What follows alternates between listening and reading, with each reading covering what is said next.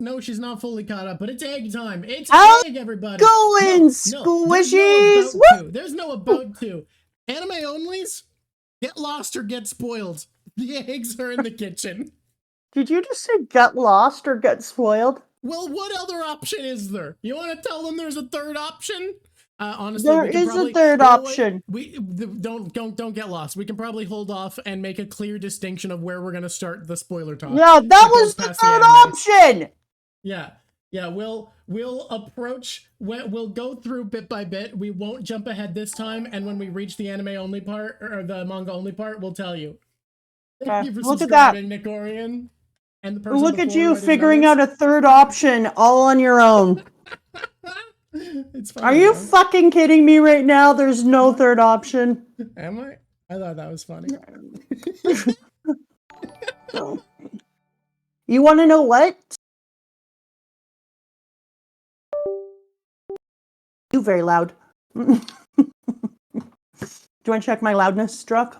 Did you disappear? I'm not on stream! I'm gone!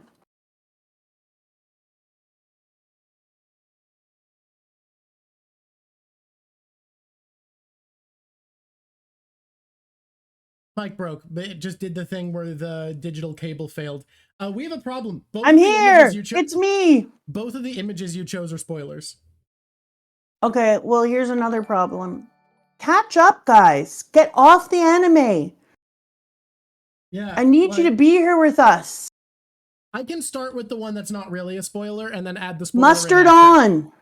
I'll start with the not a spoiler, because it's not really a spoiler without the context, and then we'll move into it. How's that sound? Listen, Red Potato, are you one of the people that are not caught up? Red Potato, you can't be not caught up. Am I low? I might be low today. Look, whoop, raise the volume, raise the roof. Do you need to turn me down? For some reason, my mic is not picking me up as much as normal. Maybe it's because there's 3 beverages under my mic arm, so it's up higher than normal. Yeah, guys, read the manga. You can buy a subscription to Jump for $1.50 a month or whatever. You can pirate it. This is a series about piracy. There's no world where Oda's gonna be like, "How dare you?" Would Shueisha be mad at you, or not Shueisha? Would Shonen Jump be mad at you? Yes. Oda would be happy you're enjoying his story. You need to turn me down, apparently, which is bullshit. I'll turn you down a little. You're cranky on down. People are so glad you like Bunny. I don't need to clean my room. My room is there's a bunch of laundry here, huh? Yeah, that was this is my pajama shirt I was wearing for the little stream in the middle of the night. Don't worry about it. You did a little stream in the middle of the night? Yeah, you were there, remember? I love that little stream. We hung out for like an hour and something. We talked about shit. People are pointing out that now that we're in Egghead, we need to transition. It's no longer time for boob piece. Now it's time for butt piece. Oh, I did notice that. Oda has gone on record to say that he wasn't that good at drawing butts and to draw all the futury outfits in Egghead because the like stereotype sexy outfits in sci-fi show off your butt more than your boobs. He had to do anatomy studies to learn to draw butts better. It's interesting because he also does a lot of down shots in this one. Interesting. Oh, Dr. Jack is here drawking and driving again. Good for you, Dr. Jack. I need to grab the reference.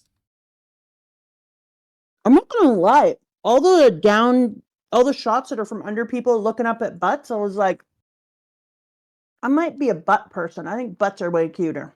You like butts better than boobs? That's where you're at? I don't know. There's something really cute about a butt. Here's where I'm at. Everything good. It's why it's impossible to track my tastes in women. Too many things are good. I think humans are both really disgustingly gross and really adorable at the same time. Mm-hmm. I think if you just keep it, if you just know that, so here's you're good to go. Until we get to the spoilers, I can draw this one part of the image, and as long as we don't say what's happening, it's fine. Like as long as we're not adding context, you know. Wait a minute. We gotta get into it. We gotta roll today. Keep down now, Drawk. Keep down now. Yeah. Are you doing both of the? I'm doing both the things. You asked for both the things, and if I only did one of the things, I'd be spoiling all the anime only frogs. That's right, you're frogs now. I know people say YouTube frogs, and I don't know what that means. I don't know why people call people frogs. I just think it's kind of cute. Lovely. I just you know what I get? To imagine people as frogs. Oh my god! Listen to this. Red Potato is now like, "Hey, Mama, can you raise your volume?" What? I'll fucking. Yes. There's no word. There's no world where we're okay. There's no pleasing everyone. It's a reference to the Pepe meme. That makes sense. Cruiser! Thank you, Cruzero. Okay, now I gotta lower your Cruzero. Cruise. My sister's. Oh, Mr. Sister attitude. Okay, I thought it said my sister's attitude, and I was here for that. I just had to go check Craig is on, which is so hard because my second monitor's been sucking lately. I think I actually need to get the app that makes your tablet work as a wired monitor instead of a wireless monitor because it's starting to work less well than it was. You know what? I'm trying my best. It's a 4 beverage day. Holy There's not a lot of room. It's midsummer in Finland. Weird. Y'all consider having summer later? Bruxo D95 gifting a sub. Incroyable. You know what's crazy? Someone pointed out to me. Did you know incroyable is not spelled with an E? Yeah, it's spelled with an I, isn't it? That's fucking wild because it's pronounced with an E. Yeah, but it's front. I'm going to tell you, French and English suck. Both of these languages suck, and I'm going to tell you what these do wrong. French and English. I want to tell you something. French and English, no consistency to how you pronounce shit in either language. They're just making it up. Every day they're making it up. All the languages suck, Drawk. It's something we have in common. Hey, I want to say happy birthday to Cricket Bones. I have to imagine because of how they are as a people that Germans have not allowed their pronunciation to be soupy and weird and nonsense. You're soupy. I'm trying to talk about Cricket Bones.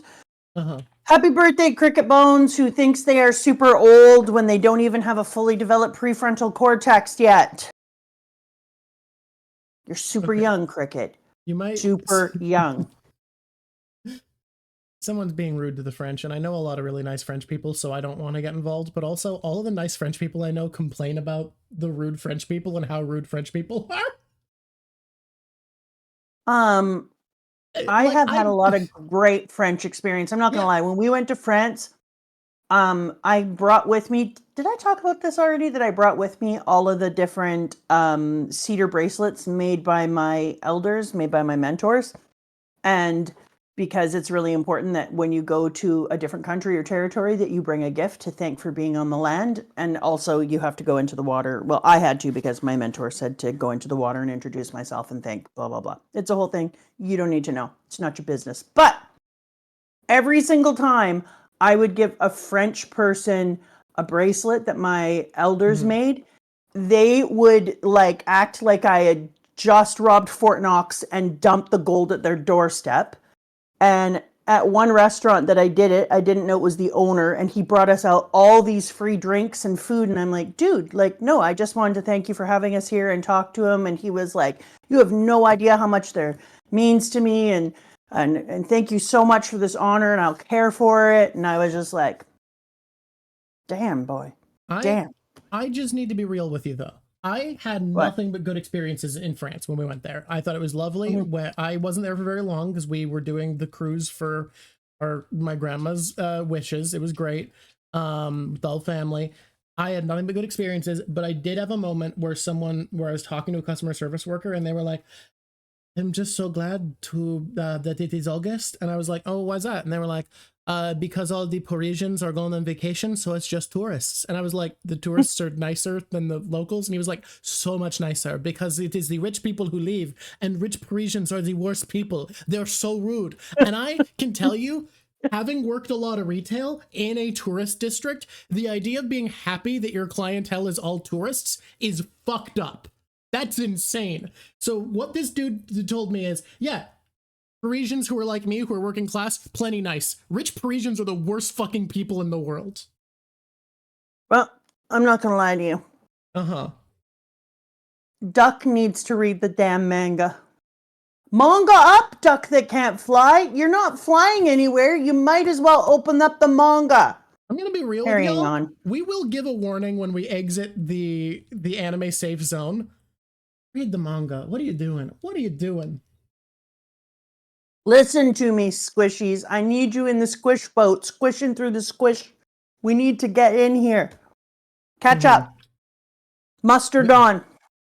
Yeah, my I relish you to be here with us. We should go. Let's get into it. I think the preamble, we got to cut short because I have another stream today, so we can't go late. Ooh, listen to me talk to your face. If anyone likes Dungeon Meshi, stick around with me because I'm going to be talking Dungeon Meshi, and I'm starting on chapter 1058. No notes. I'm just doing it because I want to. Apparently, I stopped at 1056, and pet the boy. Yeah, I know. And I've just decided whatever. Oh my god, yeah, I'm ahead of people. I'm ahead of people who think they're current. Dude, I went out of my way. I went out of my way to fix dog cam, and now it's frozen again. And now we're looking at some crazy shit. You've become a square within a square. I went so out of my way to make dog cam work again, and it broke immediately. You know what? I'll just sing my little song then. Baby. I'm more current than the current people. I'm more current than the current people. He's so good. He's so good. That's Mim's baby. Look at Mim's little baby. That's such a little baby. So true. Mama, you have to talk about Buggy and the Cross Guild. I think you didn't mention. Yeah, it's fine. We're in 10,058. All is well. We'll talk about it today. Let's go. Let's get started. All is well, Jojo Fabrice. How do we feel about Emperor Buggy? Well, first of all, I feel exactly the way that I thought that I would feel when I got there, because I was like, no shitting way that he is an emperor. Everybody can suck clown toes. And it turns out, no, I was right. He isn't. He's a big old beat up mess. Why? Because he's wrong. And my boy Dracula Mihawk and Sir Crocodile are like, Buggy, suck your own toes. You can literally pull them off and suck them. I have to make a rule. Buggy eats his toes, that he digests them, or do you think he can pull them back up out of his throat and put them back on? I mean, once they hit stomach acid, they're submerged in liquid and he's done for. I think he can pull them out of his esophagus, though. Carry on. Esophagus, yes. I need to tell people in chat, because we're trying not to spoil the anime only little froggos for a while here. You are not allowed to bring up the context of what I'm drawing until we pass into the zone, okay? Until we give people the spoiler warning and move on, you can't talk about the context, because no one will be able to tell what's going on in these pictures, really, without that context at first, okay? Did I tell you about the secret thing? Wait. His feet can't levitate, but does that mean his toes can't levitate, or is it just the heel? Like what if you took the toes off? Is it the full foot that can't levitate? At what point does it stop being ankle and start being foot? Exactly. As far as the anime is at the point where Lucci was like, "Hey, Straw Hat, you mind letting me out of these chains, and I'll help you carve up some of them little angel guys?" And Luffy goes, You can betray me? And he goes, "Nah." And Luffy's like, "I think we should do it, Zoro." It's so good. Yeah. You and I should do more voice acting in here from now on. We are fiction's greatest voice actor. Say it again for the people in the cheap seat. I already did a delete your art, so now I need to think up a different angle for this, which is wild. What a wild early shot. All right, let's go. Let's do it. Oh my god, I just thought of an option we have to add. What's that? Undelete your art. Somebody can pay twice as much to stop the delete. No. I like delete your art. Everyone, you know what you don't enjoy enough? Chaos. You're too normal. Luffy versus Lucci is 1,000% worth watching in the anime. It's very, very cool. Baby Lily, you don't like Lucci stood more of a chance than he did. Okay, you know what? I'd like to start. You just are sitting out there and not start land. Okay. Okay, you ready?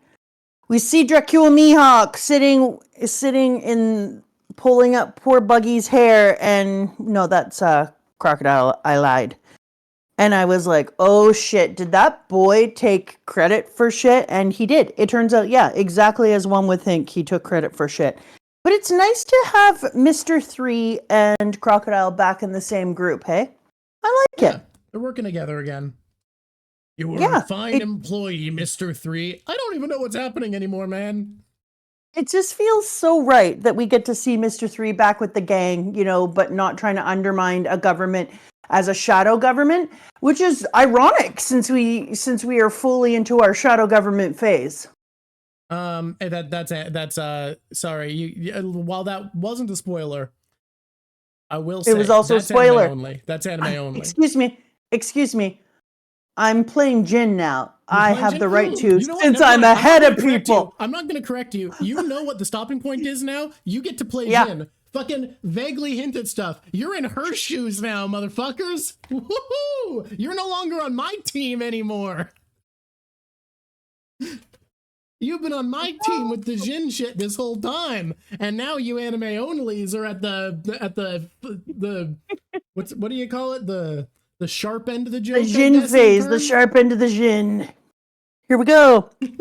I wish I could show people Lily right now, who is Bellamy's sister, because her cuteness staring at me right now is so off the charts. I can barely focus on being a Jin. That's how cute it is. And I am like into the Jin. Okay, so we talked to our dudes who are government shadowing? I don't know, whatever. And we see the history of what's happening with Mihawk having to leave and having the conversation with Crocodile. And I was thinking to myself, this is a thing I never knew that I was missing in my life, but a Crocodile Mihawk pair up? Yeah. Something that we talked about on the phone, but that we haven't addressed on stream yet, is how fucking lucky Crocodile is that Buggy is here.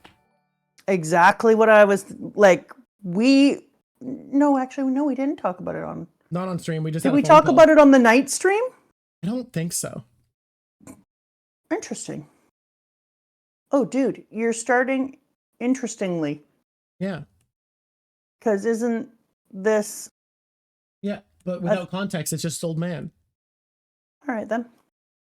In a boat? No. Just old man, without context. Okay. Yeah. Without context, it's just old man. Okay.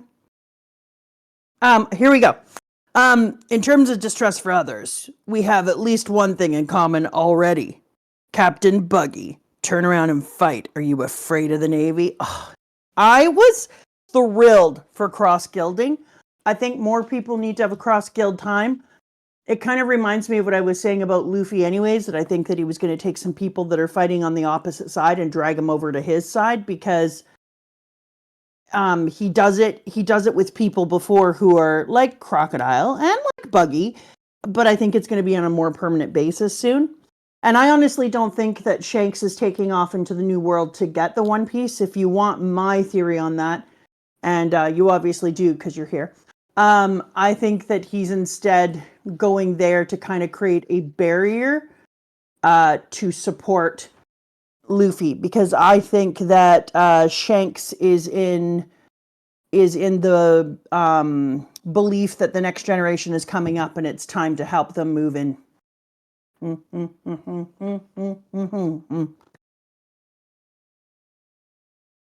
I made an amazingly healthy smoothie out of espresso, oat milk, and maple syrup. It's actually a frappuccino. I've made a frappuccino. When you describe those ingredients, that is what you've made, yes. I also used ice. So I'm just saying, I made a smoothie that is a frappuccino. Is incredibly generous. I blended it. So when you hear the deliciousness, that's me just enjoying my delicious smoothie. I made a smoothie out of protein powder, strawberry, and yogurt. You know, that's not as delicious as mine, right? Unsweetened Greek yogurt. Oh, no. I've made the right kind. I'm standing behind my decision, pet the boy. I wish Boy Cam was working. I felt very, very bad for Buggy. I now see why people are obsessed with Crocodile and obsessed with Buggy because I didn't know how deep back into the place they were going to come and how they were going to have so much importance. Not actually know because people were so obsessed with them way before this happened. They're so obsessed. Yeah, no. The obsession has not increased at all since this happened. Like it was the obsession with Buggy and Crocodile was well and strong way before this. I wonder if that's one of the reasons he decided to do this cross guild. I could see it. I'm gonna be frank. I'm gonna be frank with everybody. I know we all love Crocodile. Wait. If you're gonna be frank, I'm gonna be Diane. Carry on. Go for it. I know everybody loves Crocodile, and I think he's a great scary villain. I think he's unironically a bit of a Saturday morning cartoon villain for me, and I don't find him that compelling. Oh, I love a Saturday morning cartoon villain. It's kind of the way that I like Luffy because he's a Saturday morning hero in some ways. He is. I think I get the love for Crocodile. I think Crocodile looks at Dofi and is like, oh shit, I could have been that. Okay, well, I look at Crocodile and I think Gargamel could. You're right. I think to myself, Gargamel could never. It's so true, honestly. And so I adore. I think Croc was so essential for where he was in One Piece, and I just think we've moved past him now. But when we do our One Piece's political video, we've had an observation about the villains in One Piece that change after Croc, like before Croc and after Croc, there's a difference. And because of how much I like symbolic and thematic writing, it makes sense that I like the villains who come after better. I also think that Croc is going to go through another development phase right now. We're about to see another change. And so I think that I'm going to enjoy Croc because it's almost like when I think of Croc in Alabasta and then in Impel Down and now, every time Croc comes into the story in any significant way, we have a complete change of story. That's true. And so it's almost like he's using him as like a bookmark. He's only been used at turning points of the story. You know what? You've made him a lot more compelling for me. Yeah. That's how I see him. I see him as a turning point character. Okay, here we go. I just had to have a little sip of my healthy smoothie. Okay. Yeah. Also, you guys are right. You can read a lot more into Croc than what's on paper, in which case he also looks at Kaido and says, oh, I could have been that. Oh, burn. And yet, here we are with Croc not sucking as bad. If I had Croc's powers, I would suck way more, I think. You think you'd be worse? If I was also a villain, I could do worse. So I think if you were a bad guy with Croc's powers, you think you'd do worse than him? Mm-hmm. Okay. But I'm a good guy. If I was in the story, I'd be on the good guys team. Dark Lord Ivy's mom is starting the second volume of One Piece. Her reaction to Buggy was a resounding, he sure is a clown. And to be amused, you told her how beloved he is in the fan base? Hell yeah. Oh, I'm reading somewhere about people being like, my mom is actually reading and blah, blah. I want to have a mom club thing where we get moms to read and they come in and we can guide them through reading and liking. It sounds honestly very fun if we could get a bunch of people's moms who are fans of the channel who have their moms have started reading because of this to come on and talk to you. That'd be so cool. It would be so, like little interviews with moms and how their kids finally convinced them to read, or moms that are on the fence. We ask them if they want to be in the channel and we talk to them about them and I be their personal guide. Sounds so fun, honestly. Mm-hmm. I also love that you framed it. You took what I said and reframed it in a way where you get to be a pusher, so you are absolutely a One Piece fan now. I'm ahead of people now, Drawk. I don't know if you heard this. You are ahead of people in chat. There are people in chat who are behind you for sure. Yeah, baby. Roxanne, I feel like I could make your mom read. Because you're a campaigner, so it's your favorite hobby is to convince people of things. Like, literally, it is my whole jam. I'm gonna be real. I think the Myers-Briggs personality chart mostly kind of sucks, and it's a bad way to think of yourself, but calling both of us campaigners is not inaccurate. It also, kind of fun that it's also the personality trait or square assigned to Luffy, because yeah, that makes sense that he'd be a campaigner. Thank you, Sabit. So many people think their mom would be into it. I mean, Mama, professional One Piece persuasion consultant. Give it a chance. Oh, I see what that is over there on the left. I thought it was one of your critters, but I know what's going on now.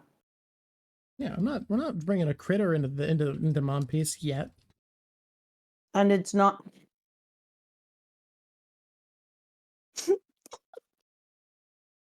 Oh, you weirdo. Here we go. I had a question for Mihawk and Crocodile. If Buggy hadn't have been there, then who would you have put in the center of the Cross Guild? You would have had to fight each other. He actually did you a favor. Well, when I was thinking of this thing, I was like, are you stupid? A, you get to put Buggy out at the head, which you eventually realized, and keep yourselves in the kind of background, and therefore avoid some of the bigger pieces and problems that come with that. And B, what were you going to, Rochambeau to see who is going to be in the center? Like, come the shit on. And putting him in the center does everything. And let's be frank, Mihawk doesn't have to worry about this. Croc, if Buggy weren't here, you'd be the weak one who's super outclassed by the other dude. You know that, right? You only get to look strong because Buggy's here. You would look like the weakling leader if Buggy weren't here. Precisely. Can you please give the boy I see, I was already turning.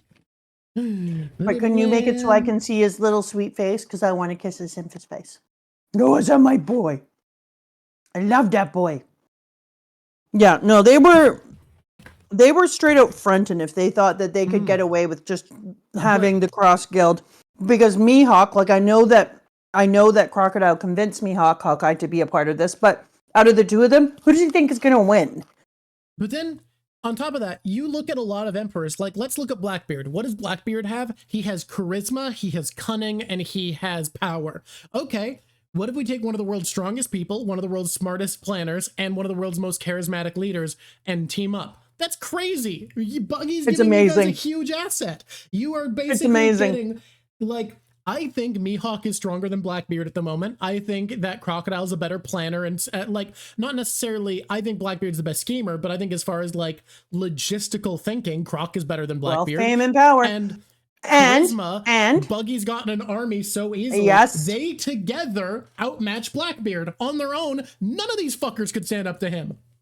Exactly. And also, if you think about it, you've got somebody who likes to have mystery. Mihawk is never going to be like, oh, put me out front, coach, I'm ready to play. And then you have somebody who had kind of a big spanking from Luffy in the early days, not now Luffy, like early effing Luffy. Granted, and it's not like you've awakened since. Well, you've gotten stronger. I think he's probably developed hockey because his will has been brought back because he absolutely has, but I don't think he's awakened.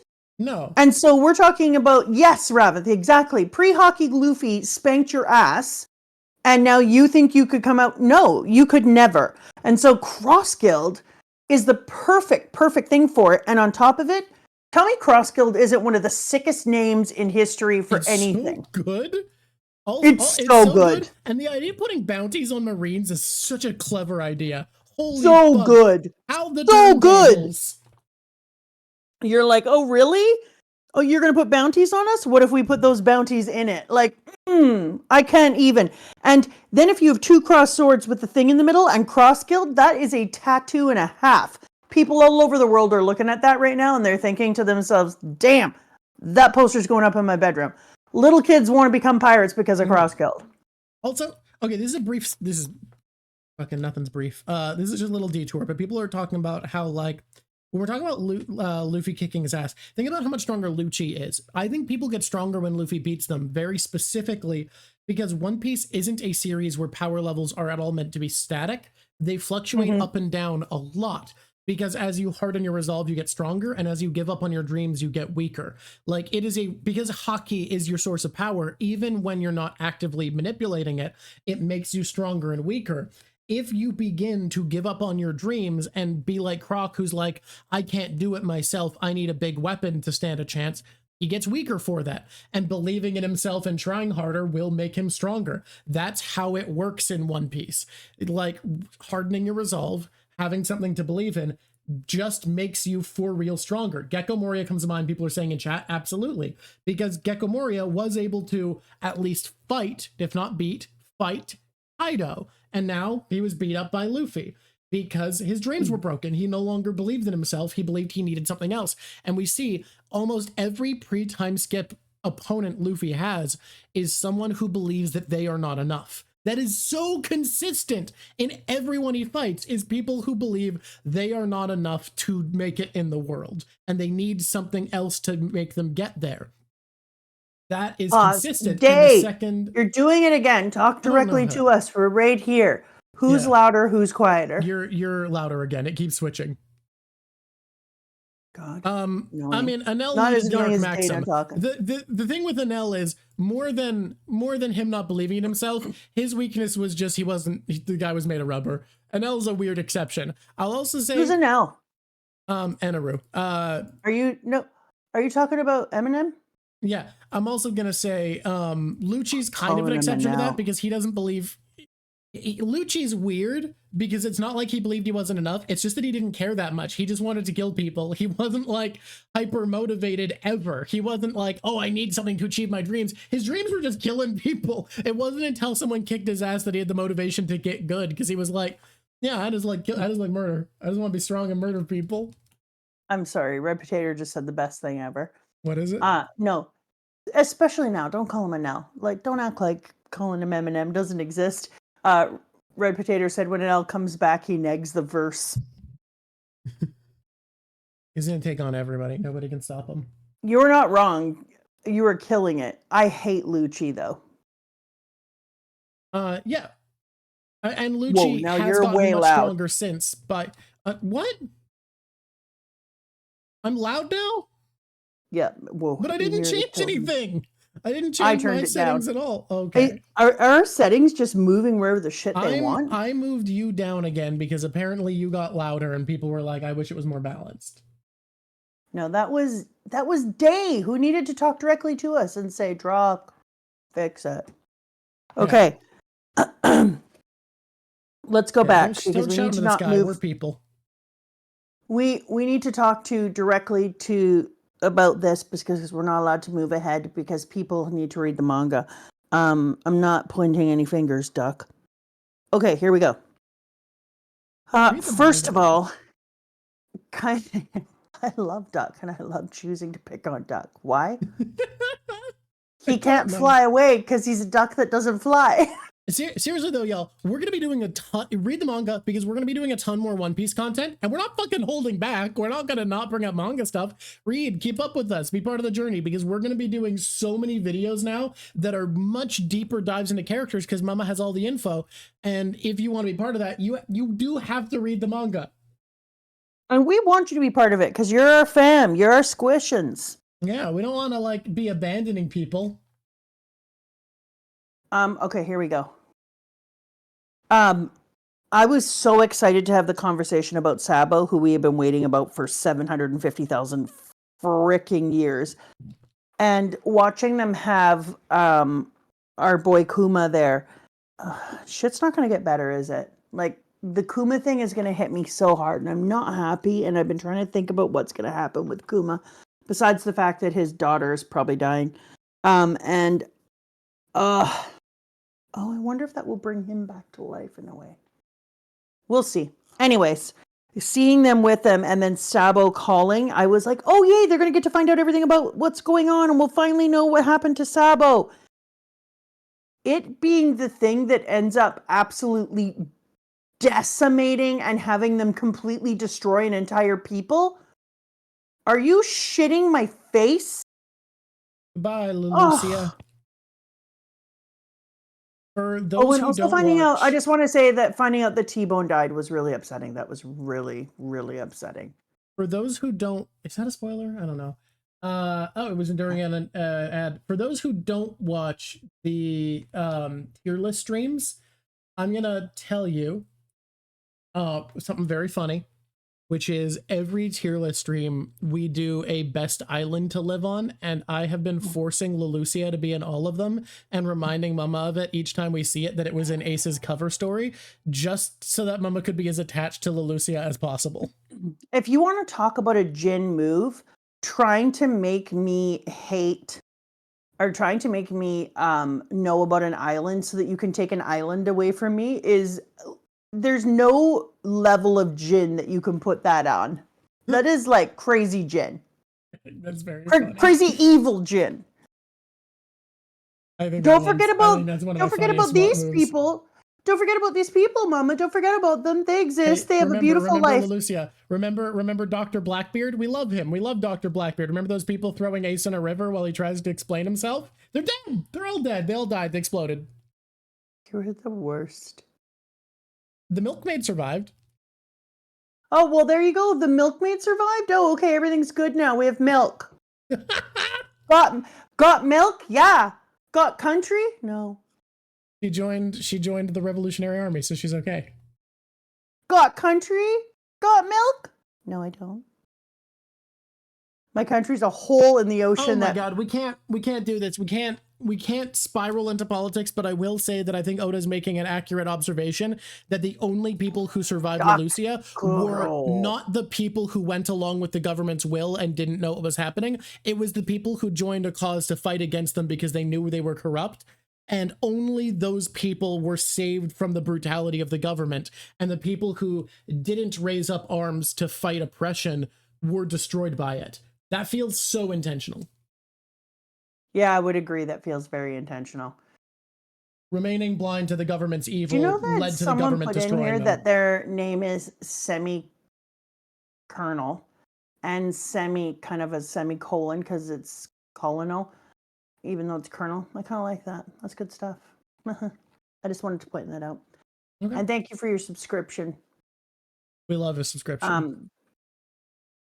From Doc Kuro. I'm going to say your name wrong.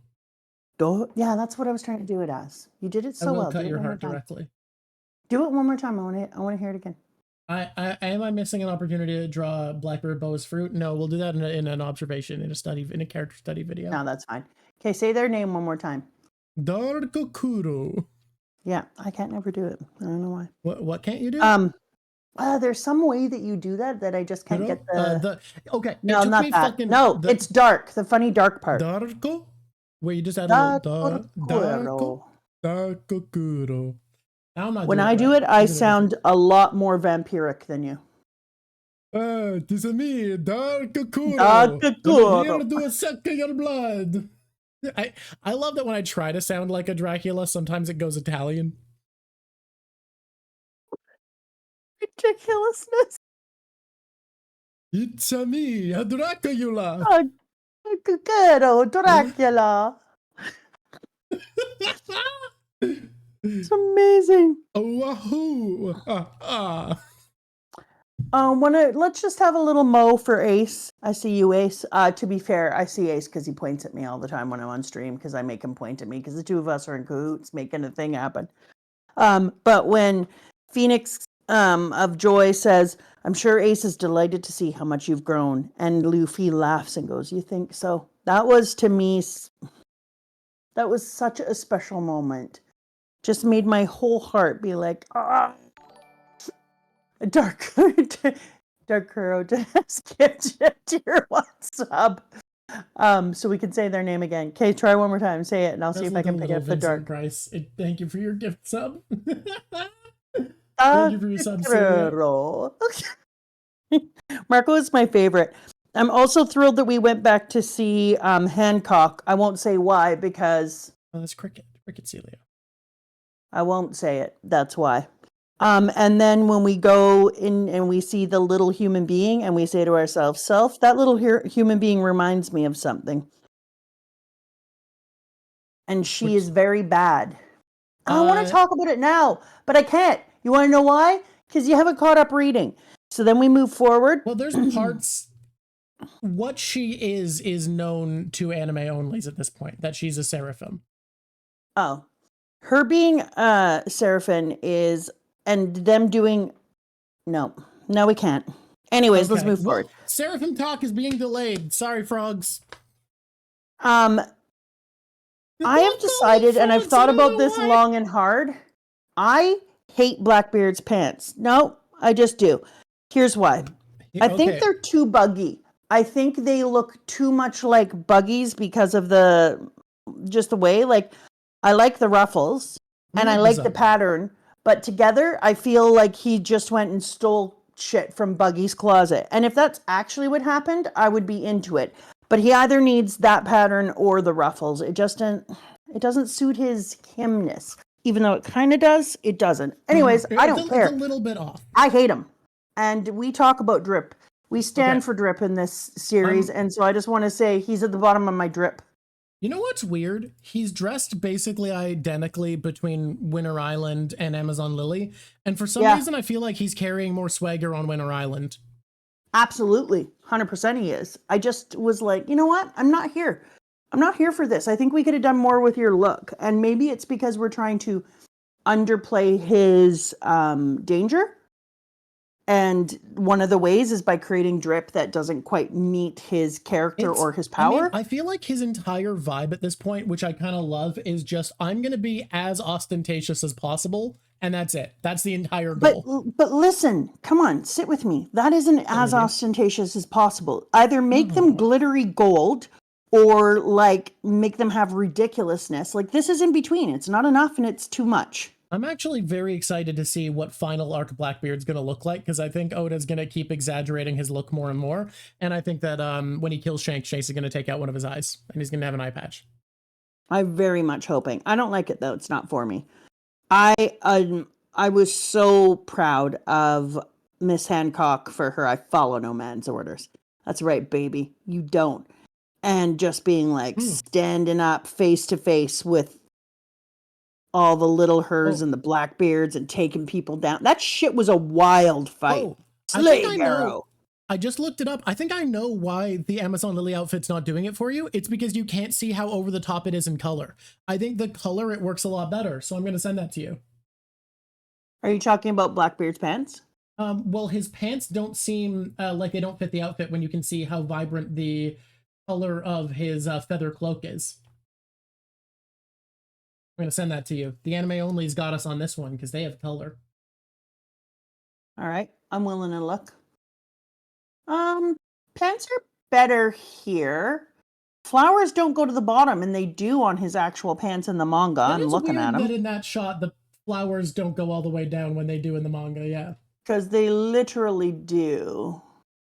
But do you see, like, his robe, his hat, everything, his coat has a different kind of swagger that feels like it cost a lot of money and is also stupid over the top, but his pants feels like he pulled them out of a garbage bin. Okay, so you feel like everything else feels ostentatious and this feels like, well, the only pants I can find are boring other than these. Exactly. So I guess we're going with the flower ones.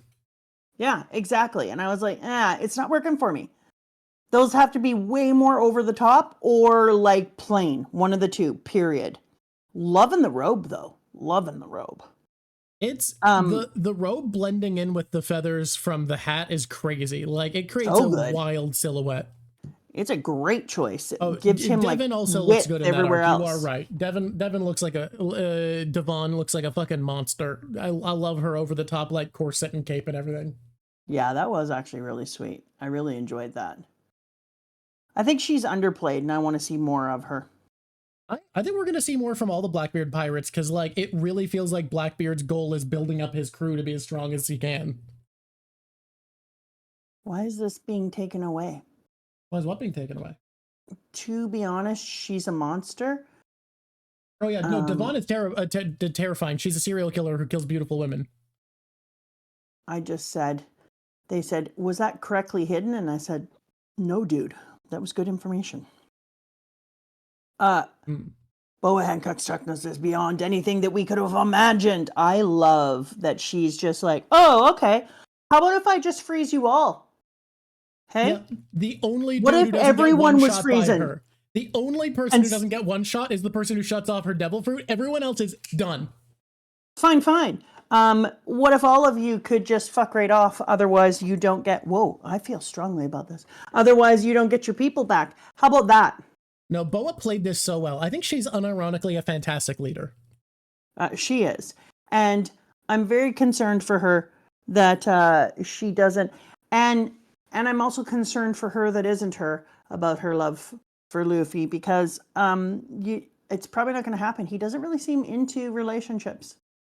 I also want to note that this whole scene plays so much in with my reading of Blackbeard, where one of his most dangerous traits is how much he's willing to pivot when a plan doesn't work, because he doesn't get Boa's fruit like he wanted. Okay, well, I'm going to take this kid as a hostage. Bye. Yeah, he does pivot very, very well. And because I was Rayleigh's also not going to stand up for this fucking Marine kid. Watching Rayleigh come in here though, and I was like, why is Rayleigh always here? And then boom, we find out that Shocky used to be a former Amazon Lily Empress. You're like, Rayleigh has very, very deep connections to this place. Which is also why he was able to get there to help Luffy. I also just figured out one of the things that were pissing me off about Blackbeard's pants. I get too obsessed about what I want, people. It's who I am. No, is that I remember thinking they were way too close to Shocky's. And I was like, no, I don't like that. Did you see Shocky's? I don't I probably did, but I don't remember taking it in consciously. Yeah, and I was like, no, I don't like that. Shocky is in a different level. You need to be very separated, like your outfits. But I'm going to tell you right now, in case you don't remember, she does it well. That's who does it well. Shocky's got some of the best style in the series. I love Blackbeard. I feel like his entire aesthetic is, this is meant to be ostentatious and too much, and just give as much presence as possible. And it's been a cool development because he started off looking very plain and has started to look more and more wild and crazy as over time. It's not like it's good fashion. It's just cool because it's telling a story of the character's development. Shocky's just got great style. Yeah, I would agree. She's just styling and profiling. It really feels like what's going on is that Blackbeard is a Kardashian who doesn't know how to have style on his own, so he just finds other people with good style and then lifts it. That makes sense. Yeah. And he's like, who's really cool? Shocky. That Shocky is really cool. Zing! Ha ha ha! I'm gonna wear her pants. That's what's going on here right now. I also love that he has his crew call him Commodore, because it's like, well, what do they call Kaido? Isn't it like Admiral? What do they call? What does crew call Kaido? But he's just asking everybody what all the emperors have as their title. He's like, fucking everything's taken. Admiral's taken. I'll take Commodore, I guess. Yeah, that's fine. Commodore me. Commodore teach. Mom is taken. Yeah, I can't go by mom. Damn it. I would love to have Blackbeard suddenly just call him Mama Blackbeard. Can I call myself King? No, actually, Kaido named his right-hand man King. Fuck! Shit, okay. Ooh, daddy teach? Come on, Red Potato, do better. No better, do better. I'm the #1 Blackbeard stan, and I'm not game with that one. No. Pops was taken, you're right. You can't do daddy because Pops is taken. Sorry. Papa don't preach. I am known as Teach. Okay, here we go. Here we go. Where's my Dracula? How angry that I don't BB's connection to Quebec. We gotta move on. That what? I might have missed this in a previous stream, Mama, but what are your thoughts on BB's connection, Blackbeard's connection to Xebec? Xebec. I like Quebec better, so that's what I'm calling it. Okay. Rox D. Xebec was the guy who had a crew that had Whitebeard, Blackbeard, or Whitebeard, what's his name? Shiki, Kaido, Big Mom. Why can't I remember those two? Those are big deals. And Blackbeard's flagship is called the Saber of Xebec. Right. And the idea is people think he's living on Xebec's will, because he has gone out of his way to collect a crew of independently strong driven pirates, just like it seems from what we've seen Xebec was doing, because he had all those powerful pirates on his crew. Well, I don't have thoughts yet because that's new. Thoughts and prayers. I got to think on that. Interesting. I like that Luffy sticks up for his brother. That's great. Luffy's never one for taking away his. Wait a minute. Did we see them put the gross caribou into the barrel this time? No, they just did that off screen. Okay, that's what I thought. That it was just like an ongoing default joke that's how he travels with them. Yeah, because they don't want to deal with them. Well, who does? He's gross. He's so grody. But I like that they were like, no, he would never have done that, blah, blah, blah. I don't care if he's inside there. I wonder how he feels about this. And how he tried to go and rescue Vivi right away. And how they used, I liked it because it was more feminist than we can often be. But Zoro pointing out, like, no, screw that crap. You didn't go and rescue Ace right away because you said that he had to live his own life, et cetera, et cetera. But then I was like, Zoro, could you have used a worse example? He didn't go off and help Ace out right away, and then he ended up dying. So, like, maybe it really feels like, Zoro, that's a terrible example, actually, and a reason we should go save Vivi. Yeah, and so all I said, when he said that, I thought that Luffy was gonna say, shit, we gotta go find Vivi. Like, I F that up. Let's be learners who learn. Yeah, and instead, God, I made the wrong call. Remember how dead he is? 100% was wrong on that, and now he's a donut underground. Like, bruh. And then instead, Ace has his own of it until he was in danger. And then, yes, but remember that ended in death? And instead, they're like, that's a good point. Okay, let's go. And I was like, I'm a feminist. And no, you learned nothing. Sometimes save women. I would love the idea of Robin being like, yeah, but remember when my thing, like, sometimes saving people's the, okay, I guess we're moving on. I was like, I realize the story is going in a direction and you're taking it there, then use a different exemplar. Don't use the one where you made the wrong decision and therefore your brother was killed. Okay, I guess we're moving on. I swore an oath to him, blah, blah, blah. Okay, fine. Let's go off in a new direction. And that's all that. End of my dream. Once again, we're just sitting here on the outside, just being like, what? What was the end of your dream? Never mind, I said it. Anyways, let's go on. Maybe we should nap. Anyone hungry? Lunch? Aren't you happy that the SBS confirmed that Caribou did not hear Luffy's dream? Oh, thank effing God, because I was like, wait, no, what?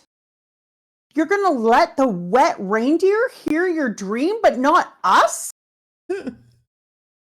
I was pissy. So he did a good thing there. He was doing God's work coming out. But I analyzed this for far longer than one should. So let me give you just a mere few seconds of my analyzing of the reactions of the crew to Luffy's dream, shall we? Okay. I want to see the world and write a book about it, says Sabo with a Band-Aid over his nose like a weirdo. Heh, okay, then I want to. And I swore an oath to him and Ace, just the three of us. I want to, and then he says a bunch of things. And the boat apparently now has feelings. It question marked and exclamation mark. Then Zoro goes, huh? With a perplexed face, not unhappy, but not happy. And then our Big Papa, I love him when you call me Big Papa, goes, what'd you say? And he's fine. Nami, what? And she's surprised. And immediately our bone dude is just like, yeah, that's freaking hilarious. And then Usopp gets angry. Come on, you know that's not possible. Maybe it is once I'm the king of the pirates. I mean, who thinks of something like that? And Usopp keeps getting pressed. And Robin immediately goes, what did they say? They laughed. Shanks had tears in his eyes. So we know that it was definitely the thing that was said, as we were confirmed earlier with Roger. You can't be serious about that. Frankie loves it. And Sanji loves it. That doesn't say much. Robin doesn't not love it. And frickin' Chopper is so there for it. So from that, I have determined a few things. Okay. It's not going to be sexual because it's Luffy. Yeah. It's not making Nami super angry, so it doesn't have... It's so funny to imagine. It's so fucking funny to imagine what it could be. That like at the end of the world, I want to fuck the queen of every country or some dumb sexual shit is so funny to imagine. Drawk, hold your ass together. That's crazy. But on the other hand, yeah. You brought it up and it's so funny to imagine. Well, I did imagine it because I sat there thinking like, okay, would Luffy say something? No, God, no, it's Luffy. Come on, get a life. And he's definitely, it has nothing to do with getting wealth or Nami would be happy. And it has, it's just funny because Brooke thinks it's funny. And so does Chopper thinks it's like amazing and it makes Luffy cool. And Frankie has the same kind of sense of humor as Sanji and Brooke. So, yeah, I started to think it has to be something where everybody like can sing the sea shanty together or something. Sing Bink Sake with the whole world. I could see that. It's you know what I mean? Like things around the party theory that he wants to throw a party with the whole world because like that kind of gets all of that, but then it's not very specific is the issue. Oda has said his favorite thing to do in real life is throw parties. Yeah, but eventually our old Jim loves it and Chopper gets stars in his eyes and Nami even is like, that does sound like you. So the party is something that I said right away because I think like every single time we end something big, we get to have a party, which I love because it's that little down moment that we need. But when Chopper got the stars in his eyes, I wanted to see Brooke again because Brooke thought it was hilarious, but I'm just wondering whether or not it feels like it wouldn't be Brooke because like he would, instead of finding hilarious, be like, that's so cool, you'd think, right? Exactly. That's why I worried. But Coca-Cola, when Oda and I were the same age little kids, Coca-Cola came out with... You have to understand before we continue this how wild it is for you to say but Coca-Cola as a response to what I said. Please continue. But Coca-Cola came out with an ad campaign where they, for years, when Oda and I would have been little kids, did this I want to teach the world to sing in perfect harmony commercial. But they brought it back in Japan because ads are usually country specific. I looked it up and they had something that was similar. And Coca-Cola also did a whole campaign about hands across the world, which then somebody else ended up stealing for a much more worthy cause where you would put hands across America and a few other things. But and then Coca-Cola referenced it. Yes. What a good movie. So Coca-Cola did a hands across the planet thing. So I started to think about what was like kind of out there in the world that everybody would have done. And I started to think about the Coca-Cola campaign and that if I was doing something that was like global, that you could use Coca-Cola's hands across the world, everyone shakes hands, or you could do the entire world sings a body thing, or the entire world does that dance where they stick the chopsticks up their nose and do the basket thing. I don't know, something. So I'm starting to think about how they could use that Coca-Cola thing because Coca-Cola is so well known everywhere that I think that this is such a wild leap, but I'm here for it. Yeah, because I'm just thinking about what would you do, like Gen Xy, what's stuck in your brain right around the time of your life that it's a permanent thing that you couldn't get rid of. So think about this. The thing to remember is Oda has known what it is the whole time. He started his first drafts when he was about 19. That should be considered. Yeah. And, I'm not saying it's to sell a certain point. And it's Luffy's secondary dream. Give Bellamy a treat. Luffy's secondary dream. It's either a secondary dream or King of the Pirates is something he wants to accomplish. You have to pet the boy too. Everyone is like, do all the boy work. Yeah, I think we needed. I think we're going to need like an entire 2 hours of our theory stream after you catch up. That's just going to be talking about what his dream is. I would not disagree. It has to be something that's both dumb because people laugh at it and dumb enough for a child to say, but hard to do and somehow possible, but barely, like technically possible. Only technically possible. That's what it has to be. And that's I know. So it's so hard to. I'm kind of obsessed by it now.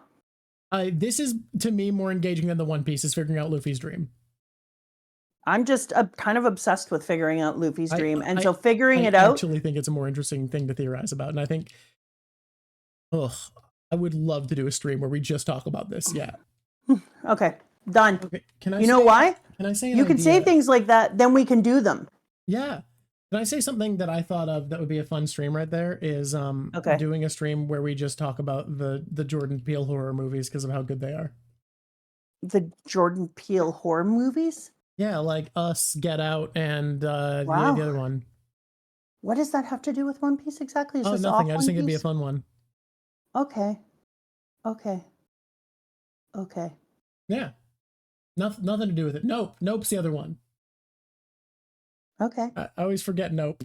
Forget what it's called. I mean, I'm not gonna lie. You're not wrong. Yeah, they're Jordan good. Peele movies are amazing. And but the reason I'm thinking about them is sticking to just manga, I get, because, you know, then you're approaching the same fan base, but like, yeah, not that many manga to me are as thematically rich as One Piece. Like, there are some, don't get me wrong, there definitely are, but like, those Jordan Peele movies are incredibly thematically rich. not a lie. Yeah. So We I think could it'd be do really it. fun to do observations of. We could do it as a separate thing. Yeah. Yeah. Anyways, that's all. All right, then. You know that I use that Jordan Peele movie in my real life when I'm done with kids' crap and I'm stirring my tea in. If I'm stirring my tea in the classroom, I just stare at them and stir it with the spoon actually touching the cup the whole way around and making that terrible sound. And then I do the tap, tap, tap. And then I drink my tea and stare at them. And somehow I feel better. I do love that for you. Just, the kids don't know, but I know. Of course I'm going to watch the Netflix adaptation. Okay, here we go. Navy headquarters, New World. Message from the Flame Emperor, Sabo. When they intercept his trace, and you're like, oh no, they've intercepted Sabo. So that's not great. There's no white transponder snail. Jamming. It's an emergency call then. He'll hang up soon. Trace successful. Where is he? And we see all the emperors. They're standing there being like, we're all emperors. And they're kind of far away. You mean the elders? Not the emperors? Sorry, the Elder Stars. There we go. Where is he? The kingdom of Lulus. Is it Lulusia? Lulusia? Yeah, Lulusia probably is right. Lulusia. Oh, my word. Yeah, I bet your word. That's one of the 8 countries that revolted the other day. They're revolting. The perfect place for Sabo to be hiding. I see. An unlucky man. Nope. It's simply destiny. Oh, well, you know what you're going to find out about destiny? Sometimes it's the thing you meet while you're trying to avoid it. True. And so then, which is a major theme of this arc. Yep. And so then, we get to find out they're like, I wasn't the one who assassinated King Cobra. Blah, blah, blah. I saw something terrible. And you'll regret this. Mark my words. The king of Lulusia is saying, once the naval HQ, you'll be impaled. Oh, it's so cute that you're sticking up for them because they're about to do something that's really interesting when you see the big eye of Emu and then it goes over and I'm like, what is possibly going to happen? And then you know what I realized? What? We're about to have a Death Star moment where they do a practice shot. Oh yeah, we are. And it was so Gen X to do this, to be like, you know what we're going to do? We're going to have a little Death Star moment. Because I was like, yeah, I mean, I feel it, but I'm not happy. That was fucking terrifying to find out that existed. Yep. And but that they made something called the Mother Flame to do it, so they can't keep doing it. Did he do it the same way that they do it in Star Wars? Was it like the huge beam and then a destruction? Oh, we should watch it in the anime. It's very good. There's like a full orchestra piece they play. Oh, that's yeah. Did you notice that it leaves a very similar hole in the ocean to a certain other place in the world?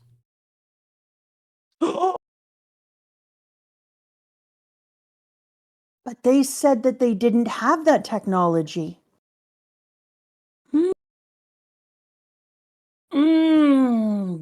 Because Eni's lobby has the exact same hole in the ocean. 100. They're trying to claim that this is a new thing that he can only do now, but who could do it in the past? The theory that I've generally seen is that it's one of the ancient weapons and it's being fueled by something Vegapunk made. and they basically only had enough for one go. My goodness. And now they need more of that fuel source. Well, there's only so many times you can do that before, you know, you can't sail anymore. Which is probably what they want. Yep. Oh my God.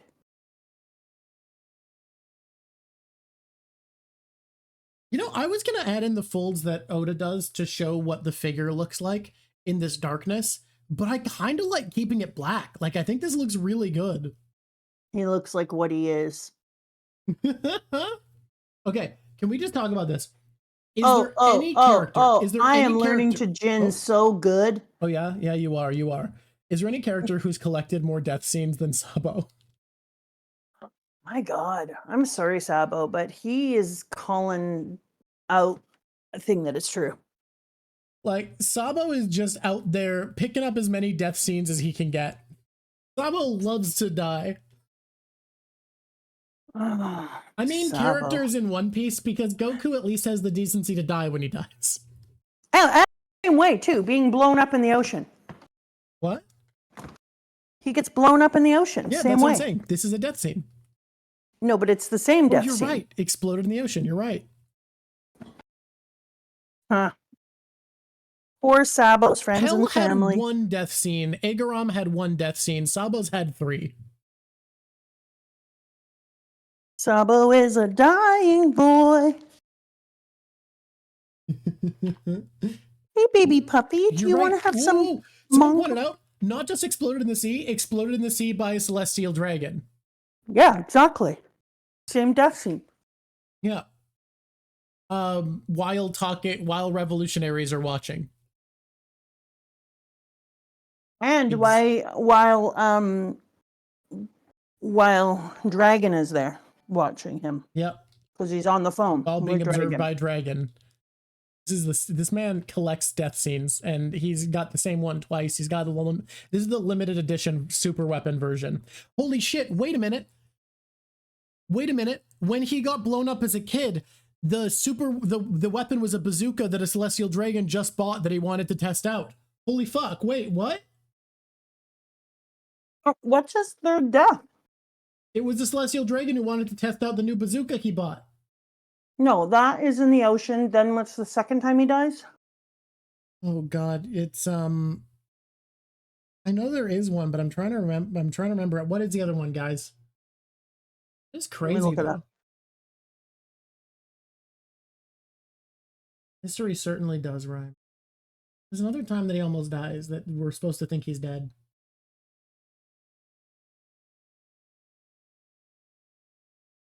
I'm looking it up right now. Oh, in Marijua, yeah. In the between the reverie where he's like, I'm attacking the celestial dragons and things are going wrong. Oh yeah, the newspaper saying he invaded Marijua. Yeah, that's it. Yeah. Okay.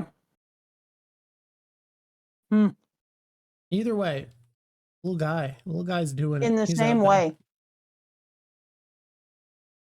Well, you know what, Sabo? Sucks to suck. That's crazy, though. A celestial dragon wants to test out their new toy, and that's wild. Yeah. We also didn't know his status when Blackbeard attacked the revolutionaries' headquarters. Right, that was another time that he might have died, where he went missing. A lot of them went missing after Blackbeard stole weapons from the revolutionaries. I just want to keep saying, I fucking love Blackbeard as a villain, because he's like, we found out where the revolutionaries are. Well, I'm going to raid them. Why? I want to steal their guns. You know what? Makes fucking sense. Doesn't care at all. Nothing personal about it. Just wants to steal their guns. I fully agreed with that because I said they had to get guns. I thought they were going to steal something from some government place. But on the other hand, we know... That's harder, yeah. We know better. That's harder. It's easier to attack the revolutionaries who are a weaker guerrilla force and just steal their guns. Blackbeard's like, I want more weapons. Here's where I get them. Simple as... Jewelry Bond being inside of the weird afro thing was a bit odd. The weird bubble. We gotta move quick. I just realized we're barely into it and we're an hour in. My God. I'm gonna move us forward a whole bunch. Let's go. They cut weird thing in the water. It turns out move forward. They fight these things in the water. You've all seen it before. And then we're like, that was weird. And then all of a sudden we're talking to people and we don't know why we're talking to them. And we find out that the little kids are shrinking. I was so glad to find out that the little kids were shrinking, because I was like, what are they going to do but the fact that they're returning these giant ass kids home? But I was kind of sad that we weren't going to say like, hey, parents, do you want to come out here and help take care of your giant kids? Like, if you had been stolen and now you were giant, I would want to be there. But you can trust the world government, right? Yeah, no. So I wouldn't be like, oh, you have my kid? Oh, okay. Give them back to me when they're smaller. That's ridiculous. So the world government really governmenting again. Like, Oda keeps showing the government as being a very interfering force in comparison. Can you imagine if any government did that today? Kids were taken, they were experimented on, and now they're trying to fix them and help them, but they don't like bring their parents out. I gotta be real. As far as people being kidnapped to be experimented on, I'm sure there's a lot of ethnic minorities who have parents that grew up in the 60s and 70s who can very much relate to that concept. Gross, Drawk. It happened. I'm not saying it didn't, but Yep.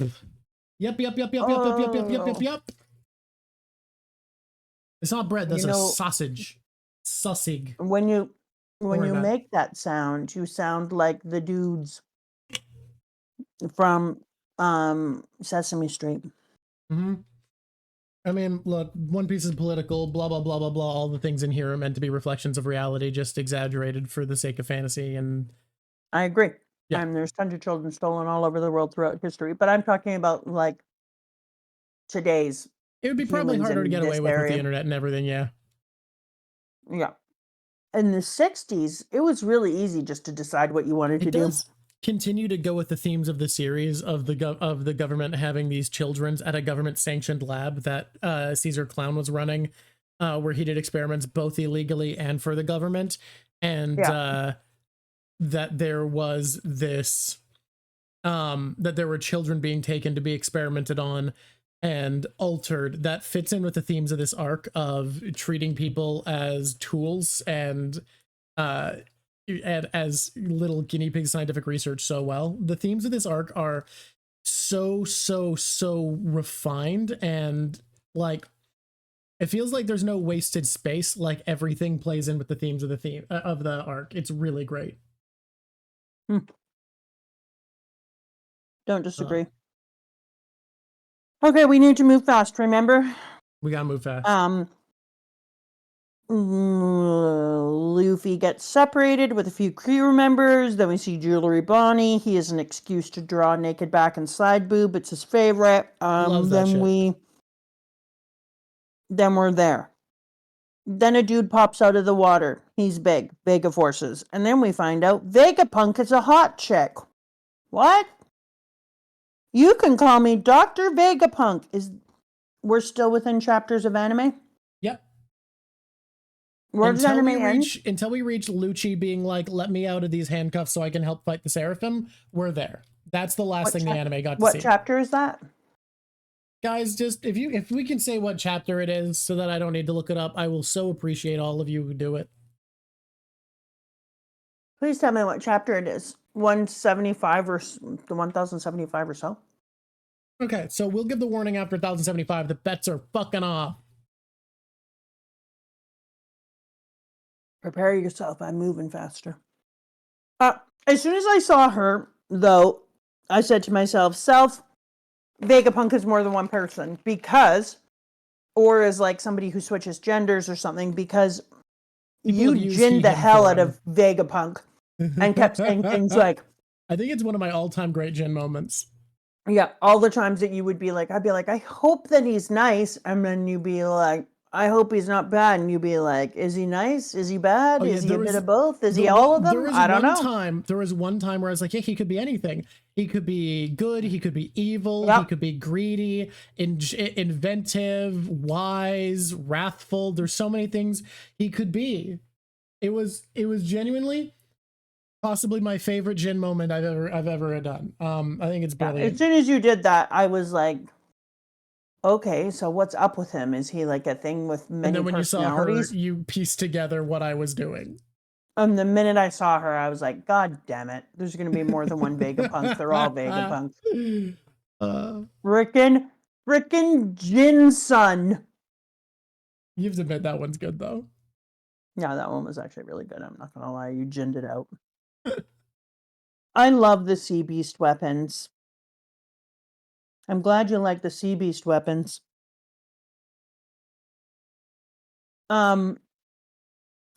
So as soon as that happened, I knew things were going to be so crazy. And I was like, is there going to be 2? Oh my God, is there going to be more?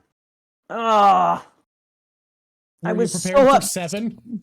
No, I was not prepared for 7. That was a bit like, what? But you know what I was also not prepared for is his disgusting apple head. The body horror of it's fucking you up. Some people can't handle it. I got over it, but at first I was like, this is really gross. Because it's effing open. And not having an actual brain. I would like his design so much more if the apple was just closed onto his skull. Yes! Like if it was just down a little bit so that it made a seal with his cut open skull, it would be perfectly fine. Yes, I understand it would still be weird, but... Okay, can I tell you a fan theory that I have that I think is probably wrong at this point, but I really like? All right. The timeline indicates that the satellites were likely not created until the time skip. I think that one of the first things that they had Law do when he became a warlord, or if I'm wrong about the timeline, I'm misremembering it, that it could have been someone else. I think the op fruit could have been involved with making the satellites, which is why York is able to eat for all of them, because York would just have the stomach that's feeding the brain. Yeah, and that's the way they were able to do this and have one body be feeding the brain for all of them and keeping it working, is that the op fruit can separate body parts and still have them be connected. So the op fruit was used to make it because Law was working for the government, so they could have done that. Hey, Martin, I love that. He's also the world's greatest surgeon with that fruit, so him being involved just makes sense to me. I love that. I like the brain growing in its own container, though, because I hated it growing on his head. It was gross. It would also explain why Law super didn't want to go to this island, because he knows it's a government island. I was going to say, and Law would be like, there's too much shit going on. That is not a safe island to be at right now. So yeah, you feel free. He's not a warlord anymore. Yeah. Yeah. Look, could I be wrong? That makes totally, but I like it as a theory. It makes a butt ton of sense. There's not a lot of weaknesses in it. And Law's not dead. Don't bother, gamer. And I think the other thing that I like about that is it shows that Law's... If we're saying Law's not dead, are we going to mention Winter Island quickly and how hard it is to hold all these W's? All right, no, we're not talking about that right now. You be quiet. I also like that theory because it shows that Law's holding crap back from Luffy, like, because Law has all those, like, I need to have my own wins and I need to have my own information that isn't your damn business. Yeah. Like, it would show that he's still his own man and he still has his own ego that lives, even though he knows that if they connected with Luffy, they'd be an unstoppable force. Because his pride matters more than winning. Yeah. Kids too, but yeah. Luffy would have them in a hot dam. Kid and Law have the same issue of pride matters more than winning, whereas a big asset we see from Luffy all the time is winning matters more than pride to Luffy. Exactly. Luffy is like, all we're looking for here is W's. Yeah, I don't fucking care if I get it by an honorable means. I'm gonna fucking win. We gotta get those W's, Ferda. Yeah. Okay. Shack of the Good. Well, I'm glad there's one that's good, but you know what's ridiculous is that you could be as smart as he's supposedly supposed to be. Uh-huh. And then you could be like, I'm Dr. Vegapunk. Is this going to go into anime spoilers? Yeah. This feels like it's about to be anime spoilers. I thought it out to the end of the thing because it wasn't, and then I was like, no, I'll mention this. I have developed a sense over the course of this show of knowing when a thought will lead to spoilers, because I'll often start talking. Have. It's because I'm recognizing it in myself, so I'm used to it. It's because I'll start talking often and gotta be like, whoa, wait, you have to stop, and then I'll redirect and pretend I was going a different place. It's why sometimes I have just non sequiturs, because I have to redirect partway through. This knowing shit other people don't know is hard. I you know what? I'm getting props here now. My hat's off to you. My hat's off to you, sir. This is difficult. This is difficult stuff. You definitely have had to do some tap dancing, because I'm like, what? Yeah. We'll talk about it later, though. We'll talk about it later. I love the egg world. It is so cool. So can I talk about this? I was gonna say I actually had a complaint about this setting that I was gonna get to when we got here in 101. But I'm not done. Yeah. So chill for a second. Yeah. My only thing is that when I was looking at the floor, and its grid and everything, and it just seemed to be set up kind of like, what's that room called on Star Trek that they go to when they want to see other lands? And the holodeck. Thank you, everyone. Yeah. It was so holodeck. And so when I saw this, I was like, this is holodeck coded. The way the floor is done says to me that the rest of it must have kind of a similar look, and that there's actual buildings and stuff on it. And so when things were holograms, I was like, well, that makes sense because it's the holodeck. Even though people could have sex with holodeck characters, which will never not be weird to me, even though I love sci-fi and was all into the holodeck. I was like, no. Well, I feel like the holodeck, the fact that you can have like full-on relationships with the VI characters in it, is in theory so good for a lot of social disorders for people. It really is. But also going to cause different, less damaging social disorders in other people who could otherwise be functional if they weren't using the holodeck as a social Rageous Rag. I just want you to know that Rageous Rag gifted the sub to Jelly Gremlin because they were like, if I have to hear about people having sex with people on the holodeck, you do too, Jelly Gremlin. That's what that was. So I'm forcing you to be in this world with me. Anyway, so when I saw that, I was like, oh, this is holodeck coded. And then when things were holograms, I was like, yes, it is. So I kind of really liked it because I felt like he was giving a little bit of a tip of the hat to some sci-fi from childhood. Well, because this whole arc feels like it's a love letter to sci-fi, the way that it really is. It really is a love letter to sci-fi. And so then I started to look at some of the other things in here and think about like things that have happened in my lifetime. Even the weirdness of kind of the Lego pieces felt like it. Oh, see, Martin Blub did the same thing. Martin Blub is, you people, all you people, you have to be here for the holodeck sex talk too. Thank you, Martin. So I really felt like that's what was going on in this part, because there's also like the whales on the ceiling really says to you like science worlds and science things as well, and it also talks out to a bunch of the ones where like the whales had to be saved or moved on to different planets, blah blah blah. And then you've got like Godzilla and the fire-breathing dragon and shit. So he totally did give a little love letter to it, but I like it. Okay, now tell me why you don't. I like a lot of it. I think Egghead at first has a big issue, and the issue comes from Oda not trusting his assistants enough. I think he's not willing to give them enough responsibility, and because of that, the struggle with his eyes, the difficult with keeping up and drawing such a different setting, I think took a lot of time. And with all of that combined, I just need to flip the canvas quick to, I gotta fix something. All of that combined leads to him not having had the time, it feels like at first, to make enough background characters, because it feels like a video game level where there's not really a people living here. There's not a culture or an island.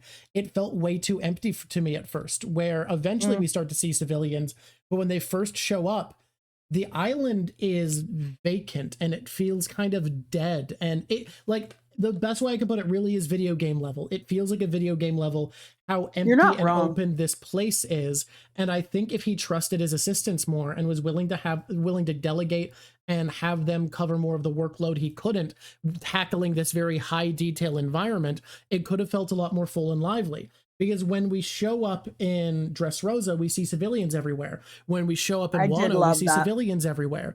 But when we show up in Egghead, it's without people for a long time. And yeah, you don't feel like there are people other than the Vegapunks. And I think it actually is a critiquable issue. Now, there's a lot of criticism Egghead gets from what I would call typical shonen fans. I think if you're the type of person who Jujutsu Kaisen is peak for, One Piece is going to let you down in a lot of ways. I am someone who is let down in a lot of ways by Jujutsu Kaisen. And I think you're kind of one or the other, honestly. I don't think those critiques are valid in my opinion. I think One Piece is going for a very different thing. But I genuinely feel like critiquing how empty Egghead Island feels at first, how it feels like it is just here as a staging ground for our character. Yeah, I like JJK, but I couldn't feel disappointed by it if I didn't like it. Just like a lot of the people who are disappointed by One Piece couldn't be disappointed by it if they don't like it. Being disappointed and not liking something are different feelings. I need to express that. Yeah, so for me, when I got to the island at first, I had the same thought. I was like, is it only Vegapunks that are going to be in here? Because I was waiting to meet other Vegapunks, and then we met that one Vegapunk almost right away. So I was like, yeah. But then I was like, oh, well, maybe they know how bad the Straw Hats are, and they're worried about their citizens, so they ask their citizens to go back home. Mm-hmm. And so that's kind of what I thought at first. Because it's definitely not because it's a science world and all the people are doing sciencey stuff, because people have babies. Scientists take breaks, and there's vending machines that and would shit be, that out here. Yeah, people that would be around. the first thing. The second thing is that people, even in a science world, not every single person is doing science. Just like even in a mining town, a gold pan town, not every person is doing gold panning, right? Now, like granted, you've got to have this is a place jobs. where a lot of the work is automated, so less so. But there would be people in childcare and stuff. Like there are other professions, just a lot of it's automated. Teachers, you would still have other shit. Mm-hmm. So I was like, I decided for myself that maybe they were like, but now I only have 15 minutes. Okay. Oh, that's way early. Well, we can't do the plug this early. Oh, Kaito's doing it because Kaito's just on a break from work. We could do an early plug, I guess, and just have it be entirely separate. I like early plugs. I was starting to think we should do them in the beginning. You can't do it in the beginning because they're less effective on YouTube if people haven't seen the content yet, but early on, not in the beginning. No, I mean like 15 minutes in, be like, yo, what's up? Okay, but it's got to be after we've done a stuff that YouTube will see, so it can't be 15 because by 15 minutes in, we haven't done anything. How dare you? We do everything. Everything has happened by 15. We don't do anything for at least half an hour. You and I are going to go fisticuffs. We're like every podcast in the world where we don't get anything done until at least 20 minutes in. We're going to do the old-timey fisticuffs. We're going to wear those things that look like long underwear, and we're only going to fight with the fist facing towards us in the little circles. Now we got rid of push-ups. Did you know that the old school bare knuckle boxing had a lower mortality rate because people's hands would break before they could kill anybody? Well, yeah, that's obvious. There's only so hard you can hit someone before you'll be like, ow, my fingies. And so because of that, you're not going to give them the worst concussions ever. Boxing has become so much more dangerous with the advent of boxing gloves. It just doesn't we should invent because it's not hitting. Yeah, it's not as bloody, so it looks less violent, but it's actually way the fuck worse than bare knuckle. Bare knuckle was so much healthier. Do you mind if I take your neck and I pop out 2 of its vertebrae? Yeah. Bring back bare knuckle boxing, and I'm not joking, except AIDS is an issue, actually, so don't. Okay. Wow. Well, you rip your knuckles open. Degree. Okay, well, instead of bare knuckle boxing, let's do it in dish gloves.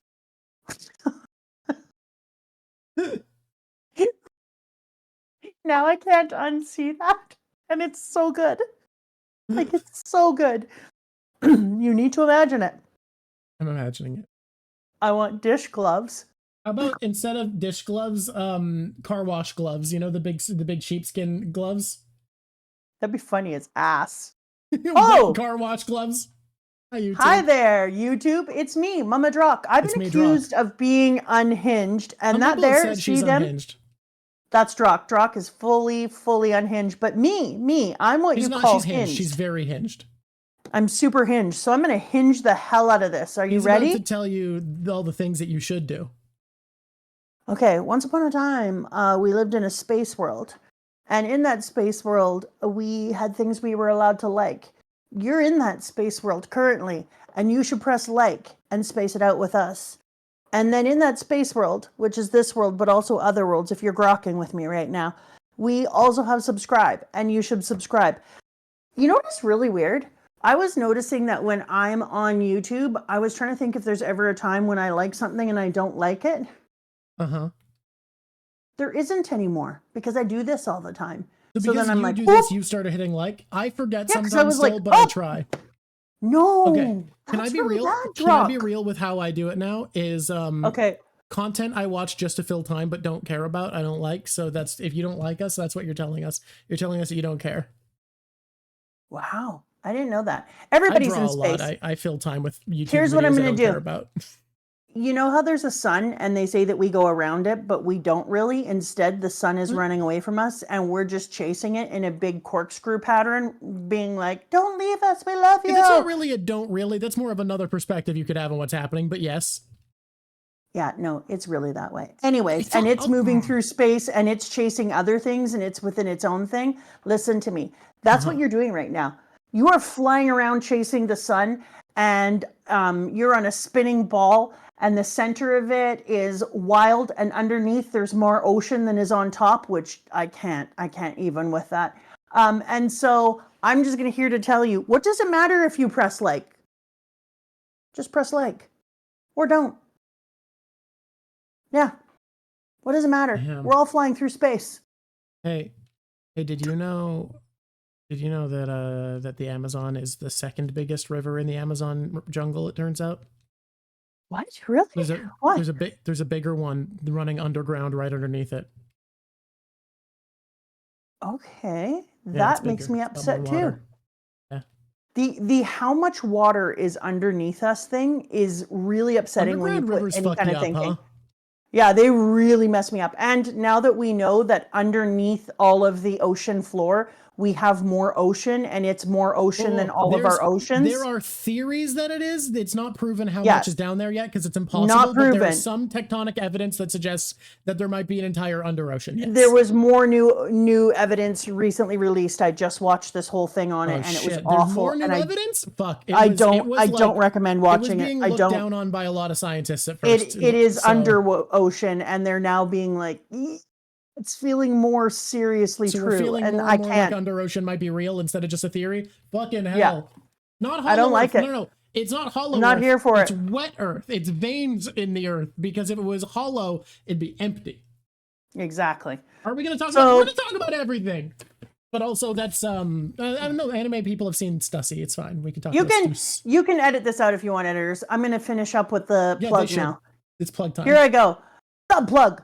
Oh my God, our sub plug is going to become more necessary now that the whole Earth is water. We're going to just like sub it out.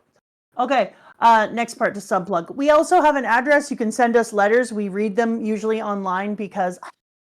Wait a minute. I need to do it like this. I love letters. They're always super fun. And you can send postcards with pictures of places that you live. We won't hunt you down. We don't have that kind of coin. And then if you would like to become a Patreon, you can. We have a thing. It's Patreon-y. And then you can come and watch the movies and stuff and hear me get all freaked out. I will never forget the first time I got to hear a transponder snail doing its little thing. I will always live in my deep, deep heart. But I'll also never forget the moment that I was right and Luffy was a god of the sun. You were correct about that. That did happen. I remember it. I was the most right as ever been. It was the super rightest.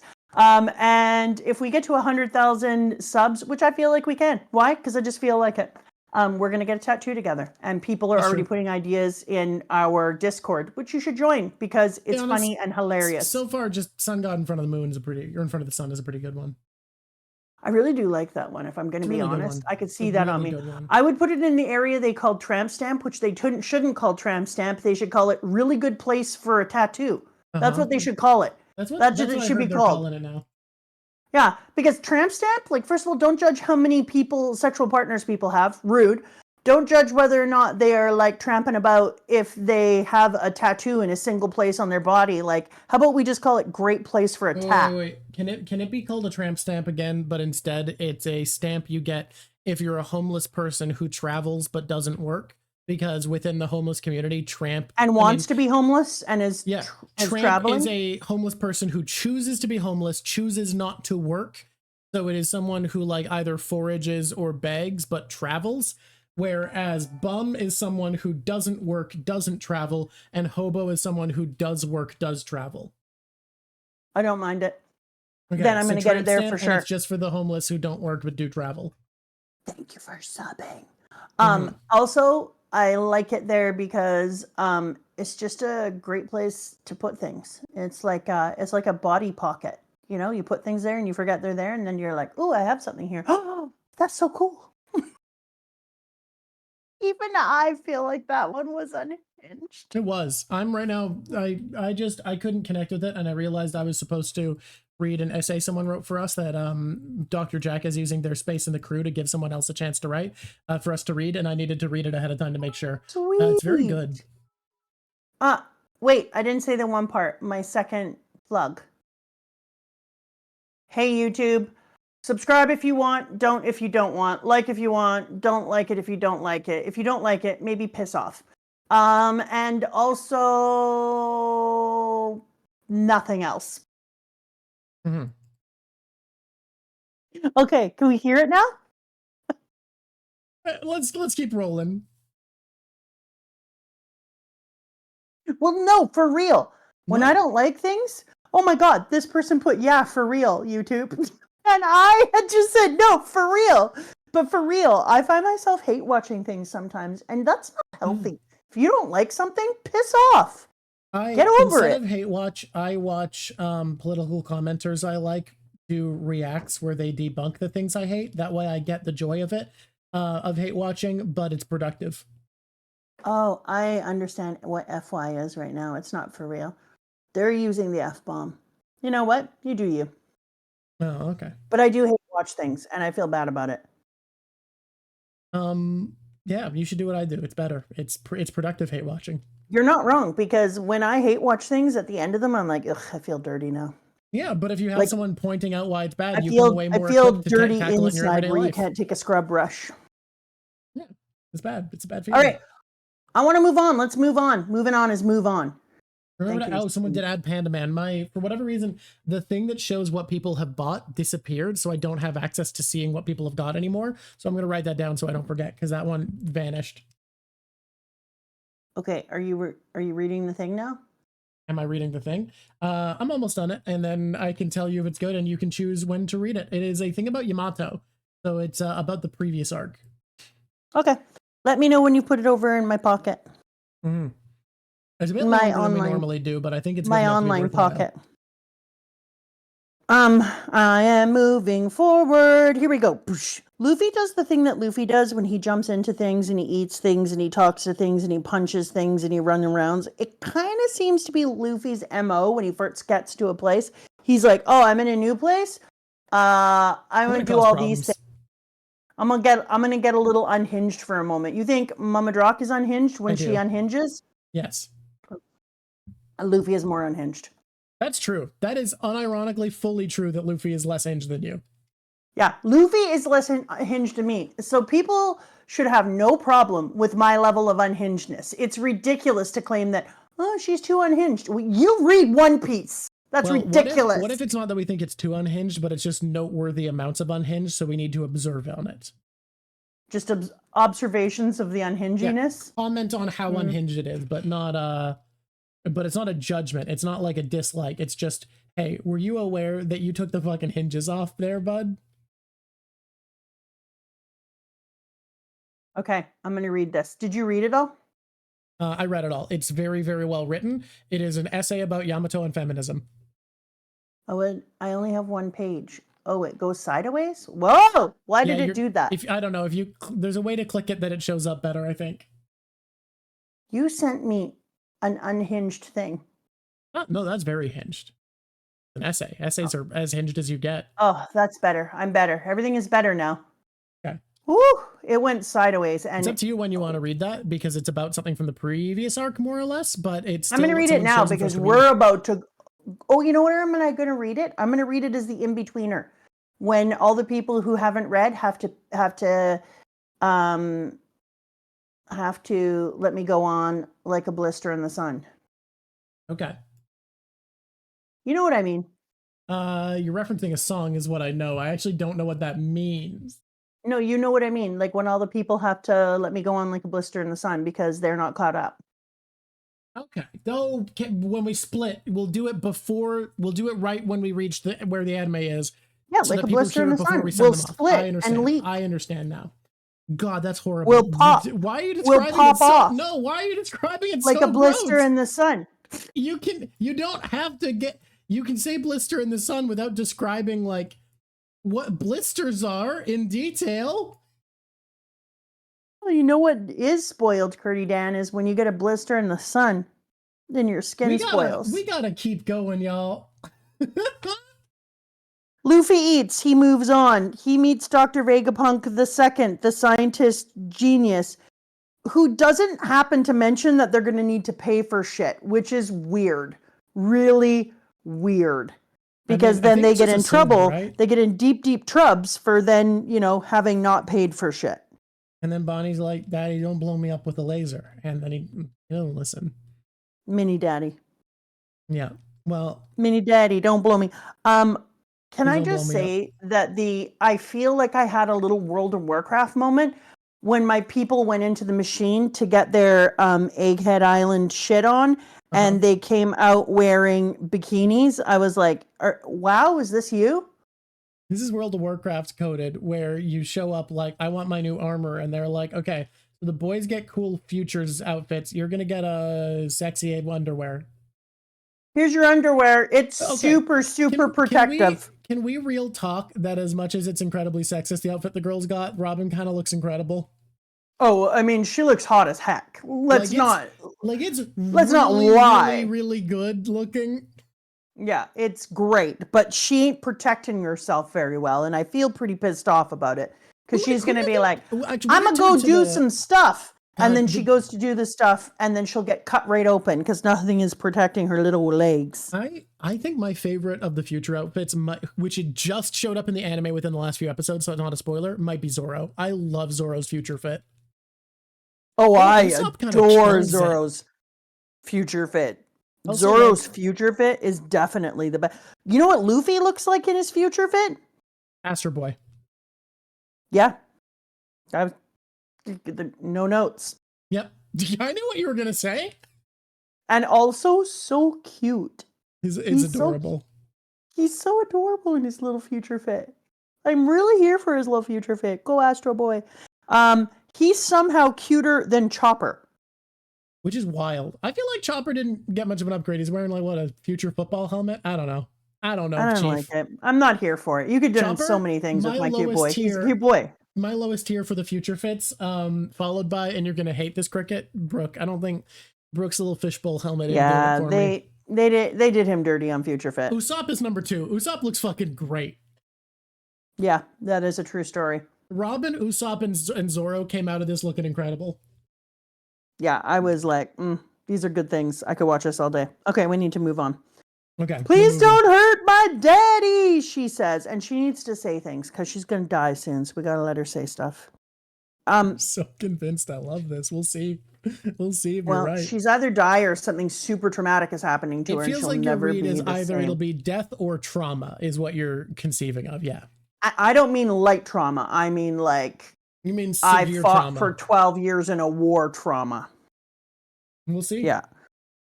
I'm very sad I'm very sad about Law. I'm just going to put that out there. Everything that happened there made me feel like this. No, go away, Blackbeard. You're right, but has he considered that he should have listened to the island and been a goddamn winner? Oh my God. Oh damn, I'm sorry. I'm sorry. I'm getting cranky. It's just so hard to hold all these W's. You've made me so angry right now. I just want to punch you in the head, you and your best friend Blackbeard. It's okay. It's okay. Oh, I really do like the moment though that we put Shock Willie through Blackbeard's belly because I hate him. That was pretty good. I mean, Blackbeard gets fucked up every time he fights anybody, and it's great. But also, like, Law's crew, pretty cool. I like that they're specialized for aquatic combat. They held their own pretty well. Yeah, but not well enough. No. That's worth noting. They haven't seen the end of the fight in the anime. They've only seen that Law's not doing great. Robin's outfit kind of makes me nervous, though. It makes me as nervous as my jean skirt made me when I was in high school. And I was right to be nervous about my zippered front jean skirt. It did, in fact, break and fall off my body. So I am worried for her. We can only hope that the future outfits are tougher. She's going to be running through the hallway and the zipper's going to break and she's going to be like, ah! I'm sorry. Are we calling it a Blackbeard L where he leaves with an incredibly valuable hostage and Rayleigh says, it's a good thing he left because I couldn't have won that fight probably? Oh yeah, what an L that the former right hand of the Pirate King said that he probably couldn't have taken him in a fight and he got to walk away with an incredible hostage. Damn, if that's what an L looks like for my man. Also with Blackbeard in that situation, it's also just not a L because he said to himself, well, he didn't know. Like, Blackbeard didn't know if he could take. Like, Rayleigh has way more. Blackbeard has way less confidence and he doesn't believe in all of his abilities and he's not willing to take even a slight loss. It's he's also, like, well, for Blackbeard, there's literally nothing to gain at that point. He's like, Boa already outmaneuvered me. I don't know how the Seraphim work. Of course he leaves. Literally nothing to gain beyond that point. He was just like... He was just like, okay, how do I walk away winning the most? By taking this kid and going. Easy. Done. Yeah, it is a non-lie. But on the other hand, I think that it is an L because he doesn't realize his strength yet.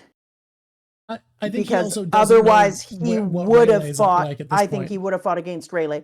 But I also think that he realized that it would be too much energy, too much loss, that it wouldn't be a complete win. And he was like, I'm not doing that. I think he wouldn't, even if he knew he could beat Rayleigh, because he didn't know how strong the Seraphim were yet, and they were fucking things up. And he also needed his crew back, and if he fought Rayleigh, he couldn't have gotten his crew back. And he still had somebody that he was fighting with who turned his entire crew into statues. Yeah, I'm gonna be real. I don't think Rayleigh actually did that much there, because I think Blackbeard's smart enough that he would have anyways been like, all right, Boa, I think you win this round. The Seraphim are pressuring me and I need my crew back. I don't honestly think Rayleigh did that much. I also think that he did do a lot because it changed the tone. He came in, when Rayleigh came in, he was like, well, guess whose side I'm fighting on, you stupid cow. And then Blackbeard was like, ooh, shitty, because the Seraphim, which is huge. Exactly. That's the big part he did. Chasing away Blackbeard so wasn't that essential at that point. So I think that he did a ton, and that's what sometimes people forget, is that even if you are the one person who shows up to help, it's not like you have to do everything, you're just shifting the paradigm. And frankly, if he didn't get rid of the Seraphim, there could have been huge fucking problems. So it's a very good thing he showed up for that. Losses all around, baby. Losses all around, baby. To be fair. All right. Where was I going? That is true. Yeah. Rayleigh did give Blackbeard a reason to believe Boa wasn't going to I'm here with a wet caribou. I'm walking around. All we're doing is learning out more about the island, and then we're finding ourselves the possibility of Jinbei having a son, but it's not a son. What? What is it? Another Seraphim. Because they thought the world would be a lot safer if they let these little bastards have every power in the entire world and then grew them up. I love when Vegapunk was designing these, he must have been like, the world government, should I just like put everything in these guys? And they're like, what do you mean? Well, I'm thinking to put some crazy overpowered devil fruits in them. All right. Some Lunarian DNA. I guess you can if you want to. I'm going to make them giants. I'm going to make them like 6 foot tall children for the short ones. Okay. And lasers. I'm thinking death lasers also. The death laser thing was so like, they already were ridiculous. And then they all just suddenly have lasers and you're like, what? They have Lunarian durability, Lunarian strength, Lunarian fire powers, devil fruits baked in, are giants, and are built from the DNA of some of the world's strongest combatants. What else could they use? I'm thinking death beams. I'm thinking we're gonna throw in some death beams. Are you shitting my face right now? I think we were good. Move on. You know for a fact Lilith and Atlas were heavily involved in the design process because of how over the top they are. Yeah, absolutely. Like those two had a fucking hand in these bitches. Okay, then we finally meet the giant robot that actually existed 900 years ago. And we see him and no heartbeat. True. He's not doing anything. We can't get into that though because anime onlys. I already said no heartbeat, bitch. Yeah. Just so you anime onlys know that he's not doing that. You heard me. I said it.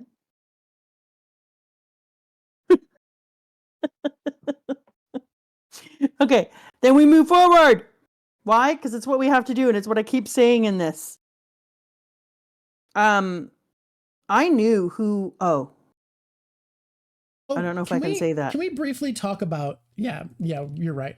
Can we briefly talk about the fact that I think when I listened to all the clues you laid out, you had been so observant about everything with Bonnie and who she was yelling at. I think you could have put together that she was yelling about the person who could have stopped this was Vegapunk, and by this she meant what happened to Kuma. I think you could have put it together, but when we were on the phone, there was a moment where you said, no, Bonnie couldn't be Kuma's daughter. They look nothing alike, and shelved it. And I think if you hadn't have done that, you could have pieced it together because I heard you bring up all the individual elements in phone calls with me. I know. When you brought that up to me when we were talking recently, I was like, what? And then I went back and watched some stuff. And then I thought about things that you and I had talked about. And I was like, I totally could have. I think you had the pieces and could have pieced it together, but you just decided that because they look too different that there was no way. And that decision, I think, is the only reason you didn't piece together that Bonnie was talking about Vegapunk. Also, sometimes you just gotta put, you were one piece away. Sometimes I just was like, I gotta put this away. I'm done with it. Totally. I've been obsessing about this chick for way too long. I just gotta move on. How much info you've gotten out of it is still gonna be impressive for people. You know what? People, it is what it is. I don't necessarily need to be impressive. I'm impressed with me. You should see how much I impress myself. I'm having to find a way to detail this as much as I can because I can't draw the next part until the anime onlys are gone. We need to do this. We need to move on because I can't say the things that have to be said either. So I'm just going to see if there's anything I have to talk about before we move in. Okay, so just scroll through and see if you find anything before that chapter that you need to discuss. Mm-hmm. The robot exploded. The real Vegapunk comes out again. He is disgusting because his head is a goddamn apple. Ugh. Oh, God. I love Vegapunk, honestly. Oh, before we get to that, the people want to know, who's your favorite Vegapunk? You're not going to like my answer. Is it Shaka? No, it's the real one. Stella? Interesting. I don't dislike that. I think that's cool. No, it is original Vegapunk. Are you talking about just the extra Vegapunks? 1 to 6? I'm talking about when there's 7 of them, which is your favorite. Because I think we can't put like pre-split Vegapunk in the running. Okay. Of the 7 split ones, who's your favorite? I really kind of like Edison. Hey, that's fair. Edison's weirdly popular. He's never really appealed to me. The problem is that I love me a Stella. Like you gotta love the Stella. But there's something about Edison that I just enjoy. At this point of the story, I'll say who my favorite was at this point of the story because next part my answer changes. And it's terrible because I don't have a good reason. I just think York is cute and that's literally it. York simply because York is cute? That's it. She's just cute. I don't have a good reason. I just think York is cute. We can't put you around bad women because you don't have protection. Like, you don't have a bad woman protector. If I saw a man like this, you know what I would think to myself? Ugh, step back, you sick blick. So and you know what you think? Anything pre-anime spoilers we need to talk about. Cute. Have you seen that she's adorable? She got little freckles. It's cute goggles. God, no. Boo. Boo. Yeah, no. No. We hates her. I had a crush on Shigo from Kim Possible. I'm sticking with my two great kids. I think that I like Edison. I also like a thinker. I'm all about smart people. I'm all about the thinkies. I think Shaka is my second favorite. I love Shaka. Which makes sense that when I found out that some of my non-Indigenous family came from a town known for helping to think our way out of the Cold War. Interesting. Yeah. Shaka's my second favorite for sure. I love Shaka. I think Shaka is great. He's so cool. Also, it was wild to watch the anime and see Shaka where his neck is open have light colored skin because he just feels really black coated for some reason. Probably the name Shaka combined with looking like Daft Punk. I just think because he's good that he should get to be the best. Fair. And melanin rich. He doesn't have dark skin. He absolutely has the same color skin as the other Vegapunks. I feel positive about that because I was like, damn, Shaka's white? Crazy. I feel bad that I don't like Atlas more. I don't like Atlas at all. Like, I think Atlas is... I'm going to say someone said York is the most boring. I feel like Atlas is the most boring for me. Atlas is just a big angry baby. I feel like Atlas is, to me, milk toast. Yeah, Atlas is big angry baby. That's it. Milk toast. I'm going to be honest, Pythagoras is kind of nothing for me also. I like a Pythagoras. That's I respect it. Pythagoras and Atlas are the ones I care the least about. I want to blow the greedy up. When she eats too much, then I want to pop her. That's all I'm saying. The tongue hanging out for me is fine because that's what my dog does, and I think my dog is adorable. You thought about she has cute freckles? Yes. Yeah, no, you were a bad kid. And how she looks eepy? You were a bad kid too. I was really glad it's Einstein. It is. I was really glad that he did kind of make him Einstein-y, which is maybe why I'm also pissed off about the flat-topped head without like hair or the apple at least on it, because I was like, come on, finish the code. It should be attached. Okay, it should be touching. Is there anything else we should talk about, or are we going to be moving on now? What about the robot then? Did you build this too? Make it move? No, I did not. This is the legendary Iron Giant. Iron Giant? Are you kidding me? He did that for your generation. Oh, probably. That was a nod to you. He was like, here you go. Giant. He was like, here's a little something for you guys. And I was super happy for you. That said, it is said to have attacked Marijois about 200 years ago. What? 200 years ago? But it was actually built 900 years ago. So now I'm also interested in what took place 200 years ago, because have we talked about there being any kind of a coup 200 years before? I think we gotta, for the theory about it, we gotta wait until the anime onlys are gone. All right. Because we have to get into... You know why? When you know the yeah you know. Yeah, I know. I hear you. I hear you. This is really hard, guys. Catch up. I'm no Drawk. I can't do this. I'm the mama. The mama just talks about the stuff. Are you really gonna not catch up with the manga next week and have it be that you're not there for the last mom piece before we're caught up? Are you really gonna miss that? Are you gonna not join us for the party to catch up? You're squishies. Get in here. Okay, we gotta do this. We gotta get to the last anime only thing so that I can draw the second part of this image. Done. Kuma being repaired suddenly takes off needs to be talked about because he goes to Marijois, and that is wild and totally unexpected. I was blown away. And then before they leave, I just need to make sure there's nothing else that has to be talked about. Like, has to.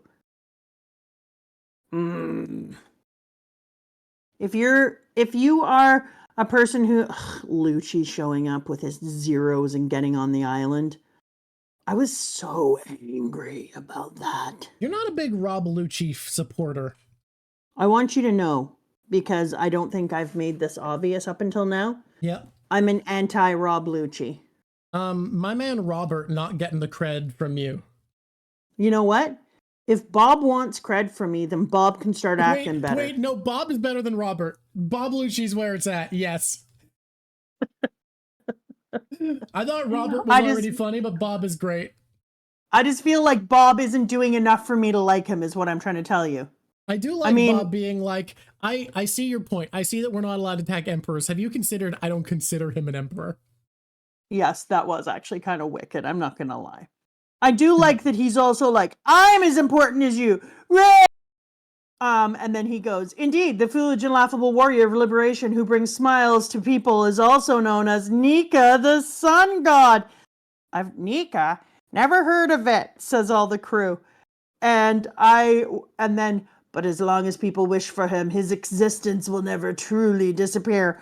Eyeball pop. Wah, wah, wah. All things are brought into this world in hope. Even the devil fruits. That's so important and is going to be he's convinced so devil important. Fruits are made by humans, so that's why he says that. I think the idea that they are brought into being through hope super talks about some kind of power that the D's have. That the D's existence has some kind of, because we're always like, they carry on the will of others, but the idea of hope being something that can bring help into existence kind of speaks to like godliness, right? It's almost a form of prayer. Okay. Do you think we can do your essay? Yes, we watched the Egghead opening to get hyped today. Hype, hype, hype! My God, the animation in the Egghead, oh my God, that was amazing. I was like, oh God, when you get to see a new form of animation this deep into something, God dang, you've got to be happy. Whole cake you got to onwards, say they've to been yourself, changing the animation style every arc. Yeah, unlike capitalism, it's going with the flow. I was so happy with that. People don't know why that's so amazing because they weren't there for the previous They weren't there for our long conversation about the problems of capitalism yet. Previously, in the conversation about capitalism, okay, I need to shrink this down into Shrinksville, and I need to pull this up into Polesville. Okay, hi everyone, Drawk and Mama Drawk. So for this segment, I decided to try and tackle a topic that has the community up in arms. This is a crew segment. If you're friends with someone who's on the crew and they don't have something for us to read in a month, you can ask for them to use their slot for you. This happened. This is Deus Ex Machina. This is Deus. Deuce's Machina. This is Deuce's statement for us to read. Let's get it done, and then we're gonna move on. Sponsored by Dr. Jack. I'm just gonna try to get this framed in a way that the anime only won't know what I'm talking. Won't know what's.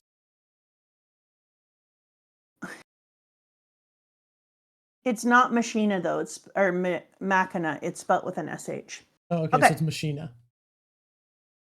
Oh, we have to wait for the ad. But can I just say something? Can't you pull it off screen and start drawing it? Oh, there you go. It's Deus Ask Machina. I've never done this before, but I'm gonna. Yeah, we can. That's the frame. That's not what we want to move. Don't move the frame. Don't move the frame. Are we still in ads? I'm done with ads now. Okay. I mean, most people will be back. There we go. This is what we're doing. Sorry, people, but it is fair. People are trying to catch up. Life is rough. We're going to move on to people who are caught up, but we can't do it next week, my squishy squisher pies. We're going to give you a week's notice, and you got to read like a mama Drawk and catch your arses up. Here we go. So we are streaming next week, or we're not? We are, but we can't hold off on things. Yeah. Okay. No more holdy offies. Here we go. For this segment, I decided to try and tackle a topic that has had the community up in arms, perhaps more than any other, specifically about Yamato and gender. The purpose of this write-up will not be to convince you of one conclusion or the other, but rather to present a conceptual framework that I believe can be used to discuss this topic with more clarity. This framework has to do with two parallel, but clashing schools of thought within social movements that broadly deal with the issue of gender. Liberal feminism and radical feminism. Well, I'm glad they're both feminism. Or more specifically, feminist Marxism. I don't know if you've heard this, Machina, but One Piece isn't political. Note that while I'm using the term feminism here, those distinctions exist in roughly the same form for LGBTQ+S2 communities. I added that because I'm First Nations, and so two-spirited. Generally speaking, liberal feminism is the ideology that all humans, regardless of gender, deserve equal rights and protection, as well as the possibility to pursue their own individual happiness and self-actualization. This, where the hell am I? This means, where the hell, there we go. Oh, I'm trying to get back to the beginning of the sentence. That for liberal feminists, feminism is something that is concrete and specific manifestation of broader, more abstract ideals, the ideals of human individuality, freedom, and equality espoused by the liberal democracy. Prominent, I have to squish this in because it's so long. By the time I get to the other side, I can't find the beginning of the sentence anymore. Oh no. That's way better. This works. Woo! Prominent writers in this school include Elizabeth Anderson, J.S. Mills, and arguably de Beauvoir. I would agree. And unfortunately, we need J.S. Mills because he is a rich ally. A different approach is that of radical feminism. The term radical feminism in this context is merely technical one, referring to the specific school in feminist philosophy. It doesn't imply political radicals or anything of the sort. This school of thought often utilizes Marxist or Marx-esque formulations to argue the institutions that govern our society, both formal, such as the legal systems, and informal, such as rationality, are defined in, I gotta shrink it even more. Was it this long for you, Drawk? Did it go long? It's a long one. Oh, I opened it as a. No, document. I don't mind the length, but it went across the entire page of my 40-inch monitor, and I was going back to the beginning. So I'm just trying to turn it into a I can maybe send it as a Word doc to you then. No, I finally got it into a Word doc size. We're good now. Never mind. Okay, where were we? Freedoms and different. Referring specifically to school of thought of feminist philosophy, it doesn't imply political radicalism or anything of the sort. This school of thought often utilizes Marxist formulations to argue that the institutions that govern our society, both formal such as legal systems and informal such as rationality, are defined in the context of historical or socio-political power struggles, and that we ought to re-examine or dismantle those structures in order to defeat oppression. Under this view, feminism isn't the question of applying a theory of human rights on a specific group, but rather the story of conflict between two unresolvable perspectives on truth itself. Love that. Prominent writers of this school of thought include Catherine McKinnon and Judith Butler. Love that too. Thanks for including context. While those two theories go hand in hand on some topics, they also have much to criticize about each other. Radical feminists often argue that the idea of individuality and independence that liberalism includes are masculine forms of thought, and thus that liberal feminism abandons proper feminist thought. Meanwhile, liberal feminists critique the focus on history and politics that takes center stage for radical feminists, arguing that it results in the same sort of This does get to One Piece very shortly, guys. Group exceptionalism that liberalism was formed to combat. It should be exceedingly clear now how this divide can come head to head on the topic of the LGBTQ plus inclusivity liberal feminism, as it concerns itself more broadly with human rights, can be applied almost directly to the LGBTQ experience, and thus their struggle is distinct and irreducible to that of feminism. This can lead to inclusions or exclusions, as seen with the example of the unconscionable views of J.K. Rowling. Now, what does any of this have to do with One Piece? I'd like to argue that the two major instances of trans representation in One Piece, Bon Clay and the Newcomas on the other hand, and the Yamato on the other, each represents one of two schools described above, radical and liberalist feminism perspectives. Respectively, I already see that. The Newcoma and Bon Clay among them fit the bill of the LGBTQ plus struggle as seen from radical feminist perspective to a T. They are established community with their own culture, fashion, and hierarchy. They're dictating and rationalizing their oppression. Their struggle is part of the revolutionaries and thus irreducibly concrete and distinct. Meanwhile, Yamato is alone. His struggle for personal identity isn't a cog in some grander socio-political reality, and he doesn't belong to a group or a movement. His story of wanting to be Odin doesn't fit into the archetypal trans experience, nor does Yamato himself frame his conflict in that way. All he wants is to be able to live in the way that he sees fit. This sort of personal quest for self-realization and individuality is the very ideal of liberal feminism. Kaido wants Yamato to exist under his terms and to obtain power in the way he desires. Meanwhile, Luffy immediately accepts Yamato's weird logic and sees it as perfectly reasonable that Yamato should be treated the way that he asks to be treated. Luffy does this not because of his belief in some theory of gender metaphysics or some theory of social emancipation, but merely because Yamato asked him to. This is exactly the ideal of liberal feminism, as it sees human rights as the crux of the matter, not the struggle of a specific group, but the unalienable right of all individuals to share. This divide is perhaps why the discourse surrounding Yamato is so heated and divisive, discounting the outright blatant bigotry, which there's also a lot of.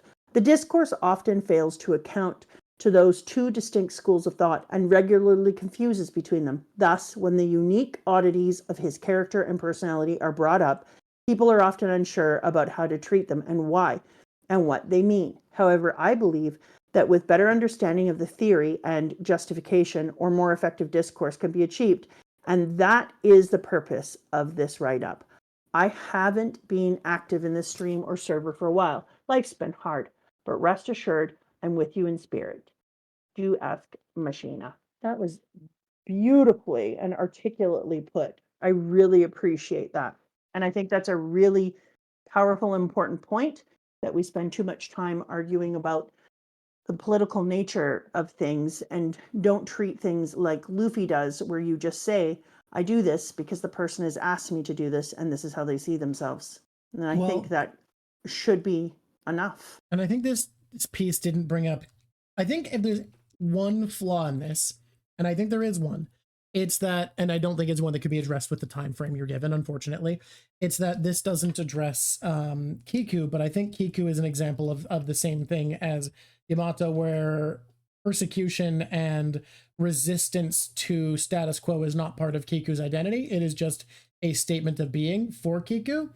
But I think the reason it can't address this is because a lot of people bring up, okay, but there's lots of people who were accepting of Kiku as trans who aren't with Yamato, and I think that complicates this. But the issues there, I think, often have to do with people who visually present as femme. There's kind of like a dominating force to that, and I don't think there's space to get into that in this essay, unfortunately, but I think that was very beautiful.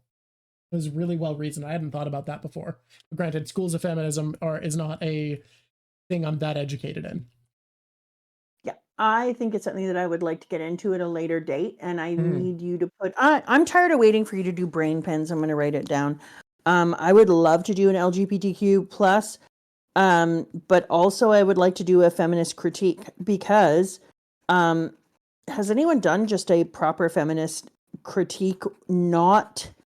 I'm not talking about being angry and pissy about tit piece or anything like that. I'm just talking about thinking about it from the perspective of some of the reasons that women would find strength and weaknesses.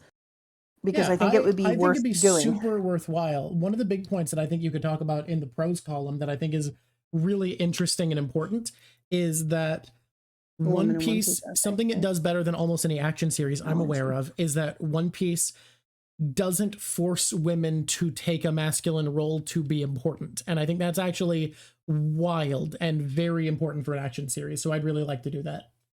Yeah, I would too. Okay, so Melon Tea. So I'll go to Melon Tea afterwards, kind of look at what they did, and then we'll think about what that looks like. And it would be interesting to have people like Machina talk to us or be guests in there and do like mini guest spots. Mini guest spots. We're going to do all sorts of stuff when we catch up. We're just going to do whatever. We'll often do weekly chapter reviews. We're going to do lots of videos. Basically, whenever we come up with an idea, we're going to do a video. And if Mama's ever not up for it, I'm going to keep streaming because it's the thing I do now. And I'm going to have lots of fun talking about topics. If you Don't talk to me not being up to things. If you want to see what my content is going to look like, stick around for the discussion I'm going to do with Flame Slicer, who is fantastic, afterwards about Dungeon Meshi, which I'm so excited for. Melon tea, not tree, important. I said melon tea. I wrote it down, even melon tea, even though I think melon tea would be disgusting. But it's tea with 2 E's, not 3 E's. Yeah, I see that. 3 E's. I see it. And I counter you with yuck. It's a t-shirt. It's a melon in a t-shirt. But it's a cute name. Saying melon in a t-shirt does sound like you're talking about tits, I realize. Okay. This is your official warning that I'm going to say whatever the shit I want. Onlys, we're done holding back. I'm sorry. I got to do it, people. I've held back so many things. We've held back. It's time. Let's do this. Okay. Love you, squishies that can't be here. See you later, Gator. I'm gonna reveal in 5, 4, 3, 2, 1. Let's bring this back. Everybody, let's get to the stabby boy. Okay, so immediately, the reason that I decided I wanted these 2 pictures is because not even a little bit, Machina, I loved it, and I want to go into it more deeply, and I probably will in Discord, and we'll probably do a little talk about it. Because it was fantastic. I so appreciate all the time and effort you put into that. And I want to say, the critique, I don't think is an observation that you were failing at. I genuinely think in the format of a short essay, you couldn't get into what you were talking about and the complexities. That is simply a critique of the ability to take on this argument in this format. I don't think you did something wrong. We lost 3 people in that, but I don't care, guys. I'm willing to do that for 3 people because we did that for 1 people and it was me. Okay. So I think that I picked this one because when we were reading the part and I got to the part with Garp in the town and how he was saying how he was giving the story to Kobe back in the day and he was telling him about the old man in the boat with a young boy and and you're in there and what would you do? As soon as he started telling that story, I was like, no, Garp, no. And Garp did the most beautiful thing in the way that he activated them and gave them the things that he knew they were good at that they couldn't see in themselves. Because Garp was like, no, Kobe, you can absolutely take dude's arm off, no problemo. You absolutely can. And Helmeppo, you can protect him and get him there. You can 1,000,000% protect him. And what was the other dude's name? Prince Gru. You can save everyone after. You can 100% create a net of some sort or something that you can actually save everyone from. If you guys work together, you are unstoppable. You're just not seeing it. I am seeing it. Let me stand here and do this. And so then we go to the backstory and he's like, so no, you don't save the old man. He's lived enough life. And I was like, oh, Garp, you piece of shit. You're sacrificing yourself. And so I thought it was one of the most beautiful things I've seen. It was a moment that Garp and I sat down and had a little talk cross-legged on top of a platform. And I told him I was sad for him. And he told me he was sad for him too, but he knew shit was going to be okay. And then he went on to have this poke through him. But at the same time, right after they show that, you show a flip, and we're back to Jerry Garcia here. And I realized, God damn it, Jerry Garcia is also an old man in a boat. Yep. So I'm looking at Saturn, and he is now not where he should be. And he is just an old man with infinite powers, some incredible powers, sitting in a boat.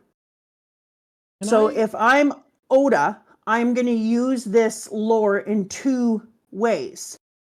I am going to have Garp say that thing so that we can understand Garp's sacrifice.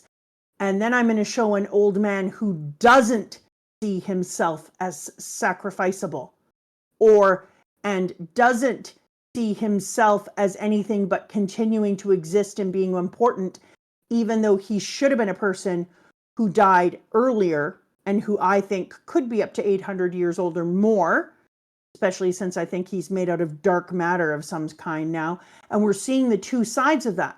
But I think this dude is going to get a little shock. So this man, and you're right, he is a scary old man. It's both the yin and the yang of that idea. And that in itself is incredible. But I also wondered how it's going to change Jerry Garcia's future. If I'm going to see him attacked or die in some way. See him be left behind by people who leave on a boat would be so good. So good. Yes. Now, I want to, oh God, we can talk about so many things now, guys. We can talk about so much. I'm going to take my brief detour to talk about the thing that I talked to you about, which is, I am not joking. This might be my favorite chapter in One Piece because it does two things. First of all, the Garp sacrifice, crazy.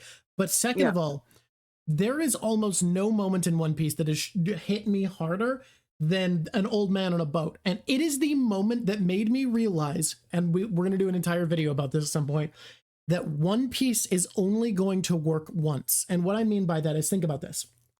If I try to describe to someone who does not read One Piece, holy fuck, there's an old man on a boat. There's no world where that means anything. But because of everything that's been built up, because of the story we've taken here, and how fucking brutally shocking it is, how game-changing, how revolutionary, how destructive it is that this old man is on a boat, it means something. It changes everything to see this old man on a boat. It's fucking crazy, but it shouldn't be. It is an old man on a boat. And I think whatever the One Piece is going to be something similar, where if you don't have the context of this journey we've been on, it will be meaningless to you. However, if you've been here the whole time, it's going to be mind-bending. And I think from the point that it's known in the zeitgeist onwards what the One Piece is, starting the story is not going to work the same. It won't work as well. Why is that? Because you're going to know that the One Piece is a story equivalent of an old man on a boat the whole time. And as you move through, you're going to keep going. This is the story where the One Piece is X. And it's going to hit wrong. It's only going to work once. We are one time going to not know what it is when we find out. I straight up, because we're going to be doing live readings where we react on stream as often as possible from now on, when the chapter comes out, when the One Piece comes out, I might need to turn off my phone for several days. I might need to make a plan with Mama Drawk for when we're going to read it and avoid everything so that I can get hit properly. But like, genuinely, but it's worse than Bruce Willis being dead the whole time. That movie still works. I think if you were told one of the most hyped moments in the series is an old man on a boat, it would feel wrong. And I think it would feel much worse for the One Piece because it's going to be the same, where it will only mean anything if you've been there for the journey. Anyways, that's my piece. But it's interesting for me because I don't know if spoiling is always a bad thing, because I know for a fact as a teacher that if you have kids read in lit circles or whatever, if kids hear things that happen in the future, it actually makes the other kids want to read it more. Mm-hmm. And they're like, what the shit? So if you're like, it's an old man in a boat, I think that people who, if they found out the One Piece ahead of time, I think that people who were into manga, I'm thinking as somebody who's like 8 years old really now, and if all of a sudden it comes up. I think they might start reading it still. Like they'll still be there. I think that's possible. I just think it won't be the same. Yeah, it won't be the same necessarily, but I think it will still be pretty powerful and it will still be cool for them. It'll just never be the same experience. You and I are literally going to have to like I keep thinking like, please let this be at a time of year where it's possible for me to stay away from people. It's probably only a couple years away at this point.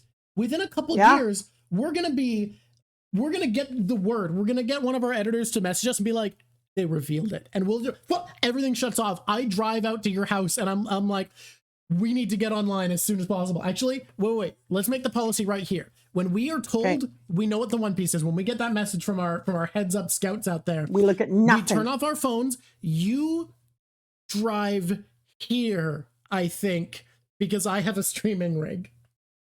Yeah. Are you saying I don't have a streaming rig by then? I'm saying, well, you don't want to be on camera. Wild of you, since I'm creating a TV show next year. Wild. Okay. No, but Ace dying, of course it doesn't diminish your, this is what I'm saying. Ace dying, the main character's brother dying is huge regardless. An old man on a boat isn't. And I think the One Piece is going to be an old man on a boat style thing, where it only means anything to you if you've been there for the whole journey. So I think if you hear, let's say the most popular theory at this point is, I don't want to say what the most popular theory is for the One Piece. Previously, the most popular theory for the One Piece was that it was Bink sake, that it was actually sake. Can you imagine trying to get into the series knowing that the One Piece that everyone's hunting the entire time is booze? It would feel less important. The entire series would feel cheapened in a way because it only means something with context. I don't think that's true anymore. I used to be part of the Bink sake believers, but even the guy who pitched the theory has changed his mind. Did you see this? There's a channel. What's the channel? It's called Dawn and Dusk that explains the Japanese stuff inside of One Piece. There's another channel that does it really well called Library of Ohara Arthur. He's pretty great. Did you hear the news? That there's going to be so much information I have now that I'm gonna One Piece it out. I'm gonna figure out the One Piece and I'm gonna tell all the squishies. I'm going to warn them. I'm going to be like, this is an episode where I talk about what I think the One Piece is. If you don't want to know, get the hell out. Oh, Dawn and Dusk is a translator. Cool. That's awesome. Arthur is fluent in Japanese, though. He learned Japanese and moved to Japan so that he could solve the One Piece. You know that that song, I totally disagree with you. That song talking about twisting time back together, I think that they separated time somehow. Okay. And I think that there's different timelines and different time pieces. Okay, Frostfire Tiger, I have heard Japanese people say that Ohara Arthur is a perfectly fluent Japanese speaker and that there's no difference.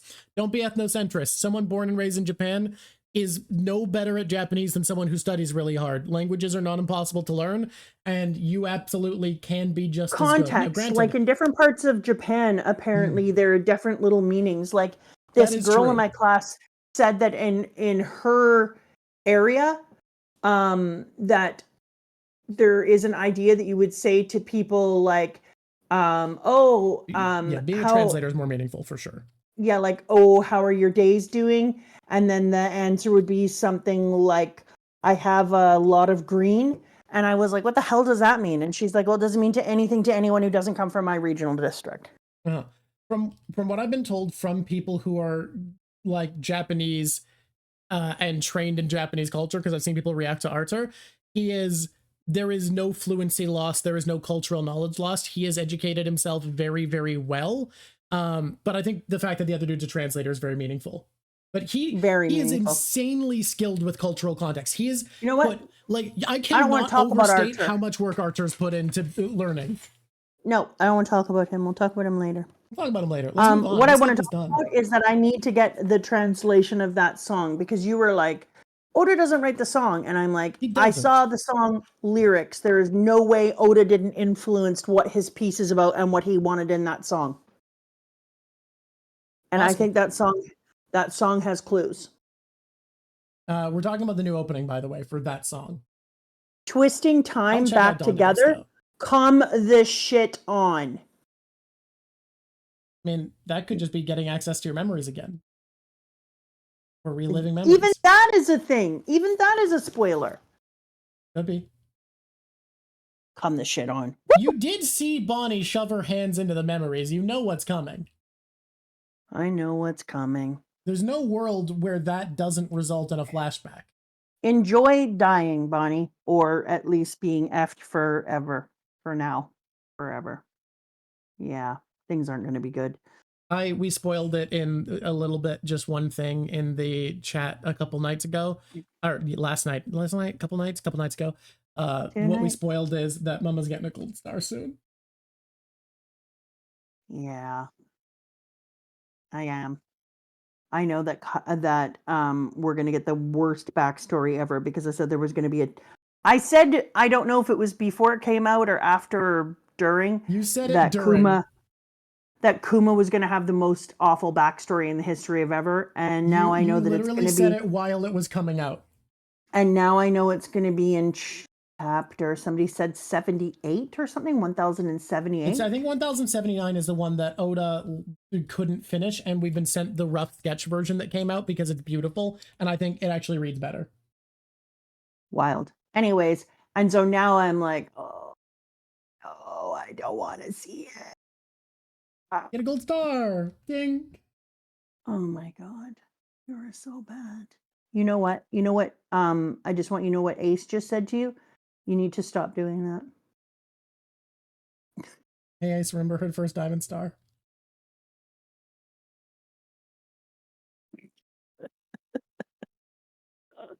Okay. There? You be quiet. You're the rottenest boy. Okay, here we go. The green blood thing, you made your own blood? Ugh. I don't like it. You don't like green blood? No, you heard me. I don't like it. I'm not here for it. But you know what I am here for? I'm here for the idea that when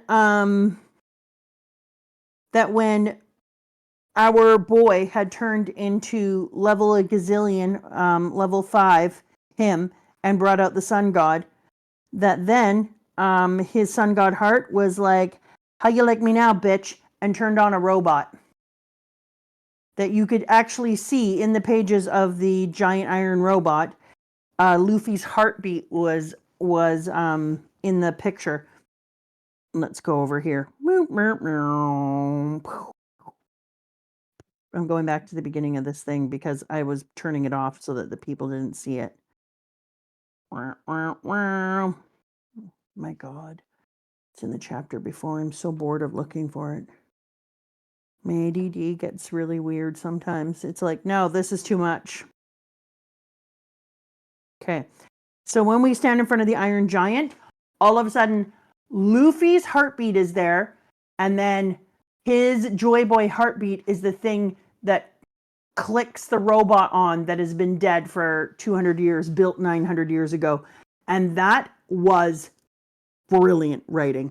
Like, so brilliant. I was just like, God damn, man, you have just outdone yourself. And you outdo yourself a lot. But making Luffy's freaking Song of a Heartbeat be the thing that wakes this robot up. So I'm hoping that the robot is eventually one of the things that saves them and pulls them out. In my perfect world, we would have Jerry Garcia get to be deaded. I think we're going to find out that Jerry's weird black spirit shit can go through the magic circles, and that's how he was able to get to wherever he needed to. But I don't know then, like, would he have a specific boat for that had to have a magic circle on the other side, or is it just kind of an automatic thing where he can do it? Because if Kuma is able to just move people throughout the world using his kind of thing, like, did they find a way to create these magic circles so that it is like just a method of travel for these sick freaks? But on the other hand, kind of weird that these sick little biatches are some kind of weird black something spirit. Someone pointed out something that I think you'll find very interesting, because you've been talking about the idea that Emu could be a corrupt Joy Boy. If you look at this scene where Sabo's breaking in, what Cobra gets pierced by looks like a cartoon devil tail. So there's theories that he too has cartoon powers, but it's a cartoon devil. Oh, that would be wicked, Oshia. I like that he calls it a failure because we failed at what was the failure? The attempt to grow the meme. I spent 20 years in exorbitant working the bloodline, but it doesn't have the same qualities. But he looks just like them. He's big and strong, blah, blah, blah. I told you it's a failure. A failure. What color is he? Pink. That's the failure. So he's identical in every way to Kaido then. Yeah, Momo's powers are exactly a perfect recreation, just pink. First of all, pink is sweet ass. How dare you call that a failure? And second of all, booyah. So are you talking about the thing that's through the giant or through the king? King Cobra gets stabbed by something that looks like a cartoon devil tail. Because one of the things that I was noticing is what the hell is big enough to put that kind of spike through this robot? That's another great question, because that's a big spike in a big robot. So where else is there a Luffy thing? Can grow way bigger than a giant with his powers, so corrupt Joy Boy theory gets some more credence. Exactly. So having Emu as a corrupt Joy Boy would partially explain why something would be able to get big enough to put this kind of a spike through this robot. And then it's also missing just one horn, just like Kaido's big statue thing was when he was fighting with him and took off the horn. Mm-hmm. Which is also interesting. Yeah, but I'm really hoping Big Boy. There was no damage only because he ran out of energy. Oops. So if he ran out of energy, you need to wonder what was powering him 200 years ago. Was that a failed Joy Boy? Was maybe the world government wrong when they said no one's awakened it for so many centuries and someone did? Or by so many, did they mean 2 centuries? And 2 centuries ago, someone awakened the fruit. Yeah, because it said its goal was never understood. They say that there was no damage only because it ran out of energy. No doubt the scientists at the time were utterly shocked by the event, the sheer scientific power that was beyond anything they could comprehend. No one knows where it came from or what it was trying to do. That really speaks to there being some other kind of Joy Boy who failed at a task or who was awakened. Because I think that Luffy is turning him on now. Like, I'm not fully caught up, so I don't know if we get to see that or we get to find out why. But in my opinion, I think that Luffy being Joy Boy and his heartbeat is the thing that's awakening this giant. It really seems to be, because when Luffy goes into level 5 and is effing around, then they show him specifically turning on. And so you need to wonder if there was something that happened 200 years ago where something woke up for a moment and it turned this particular Iron Giant on, but it failed. And so he died or something. And so it ran out of energy. Oh, because if he went to, was it the red line that the robot went to? Is that what he said? Climbed its way to Marie-Joie and then passed out just as it got to the top. Shit, yeah. If he went to Marie-Joie, then the faker, the other Joy Boy who wasn't fake but was new, maybe took on Emu too soon. And Emu just came out and was like, yoink, no more life for you, biatch. And then boom, that would power down the robot. That would make sense. That would explain how it got there. That would explain, that would work. I don't know a dwarf star theory. And so that's what I think it is. In my opinion, I think that there was some other Joy Boy and that Emu was just like, no more life. And then robot was like, and now I'm off. That he wakes up to the sound of Joy Boy's heart, which would say that then the sun is energy. Luffy being the sun is bigger because when people have this particular devil fruit, then they are giving life and energy to things. And I wonder how many other things on the planet will be connected to Luffy's heartbeat and him existing, and they will be powered by the sun, Luffy. And now that Luffy has found his inner him and turned on, he's a power source. Now he can possibly power at this point, he could possibly power the other machines. Like, he's one of the things, him and Wimpy Hoshi could now power that machine that they need to power. Could be. A lot to this. And now you're in the territory of, I don't know anything of what you're talking about, so I can truly neither confirm nor deny. Okay. Because that's what I think. So let's put that in there. That's a prediction. So stick it in the... Shove it in the prediction slot. Shove it in the prediction slot and stick it up on the screen. I think that there was a temporary Joy Boy who met Emo too close to his transition or her transition, and they got yoinked, and then that's why it turned back off. And that Luffy is a power source is a separate thing for other things that are on the world. Because look at the way that Luffy repowered Zanesha. Luffy's heartbeat comes out, Zanesha wakes up in a new way. So since Luffy has been awakened, Luffy now awakens. Interesting. That's another one. So that's what I think. Okay. Okay. And that Luffy is a power source. Put it in. Okay. And then this is why we had to let those people leave, because we needed to think. Yeah, but I put it in here. So when people are editing, they'll put the things up on screen. They always put the things up on screen, and then and then our kid Candy can put the other things into the prediction list. Kid Candy? Yeah. That's sometimes what I call Kaido. No, that never.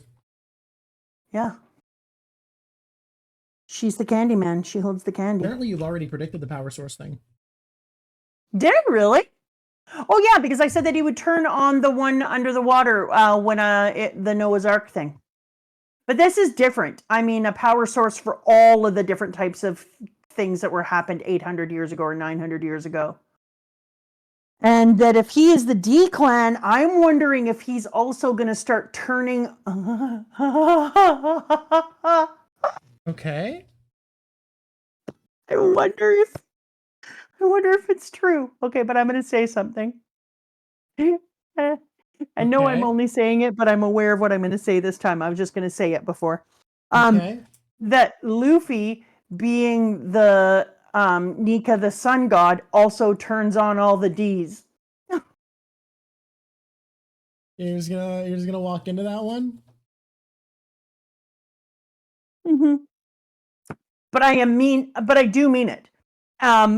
Even though I don't want to say it that way ever again. But yeah, that he is going to be a thing that helps to awaken the Ds. And if Oda knew that, and Oda created an inner joke, dick joke was foreshadowing the whole time. If Oda knew that Luffy would awaken people who were the Ds, would be amazing. And now all the Ds are awakened. But you know what the worst part of what you're doing is? What? Unironically, there is a meme in the community because of how much people hype up Oda's foreshadowing. Usually in a way that comes across as not having a ton of media literacy and just being blown away. There is a joke in the community of people calling foreshadowing foreskinning. Oh my god, that's hilarious! And just in this moment, it couldn't. You just have to. It couldn't be more appropriate. That's amazing. That's amazing. This is terrible. I love it. I'm here for it. Terrible. Luffy is gonna awaken all the Ds. Anyways, I really think that when Luffy is on the planet for long enough, because if you think about a solar source or a power source, it doesn't immediately turn every damn thing on. The power has to spread. Okay. Right? So person who thought Lao G was just a joke about being an old man, watch our episode on Dressrosa Part 3. Mama makes it so clear, actually, he's a dick joke. I did not realize. I didn't know. It's fucking true. I can't come back from it. I can't pretend she's not right now. He's a full dick. He's just a dick. He's just a dick joke. Yeah, it's ridiculous. But Luffy is going to turn on all the Ds now. I think it's just going to take time, and then they're going to be awakened. It's like they've been exercising and eating right, and suddenly we're gonna get some morning wood.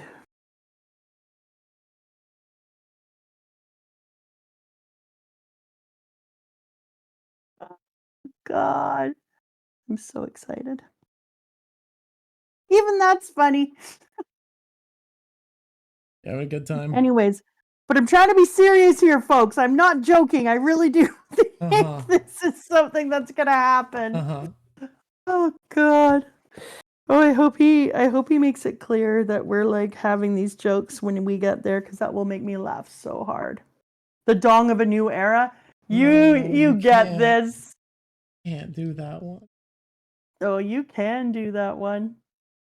Oda is a perverted pervert from Pervert Town. He says so in all of his SBSs. You can't tell me that Awakening the D's wouldn't make that man laugh and laugh. It would if he, I don't know if the language line crosses easily enough, but probably Dude would find it speaks funny. English.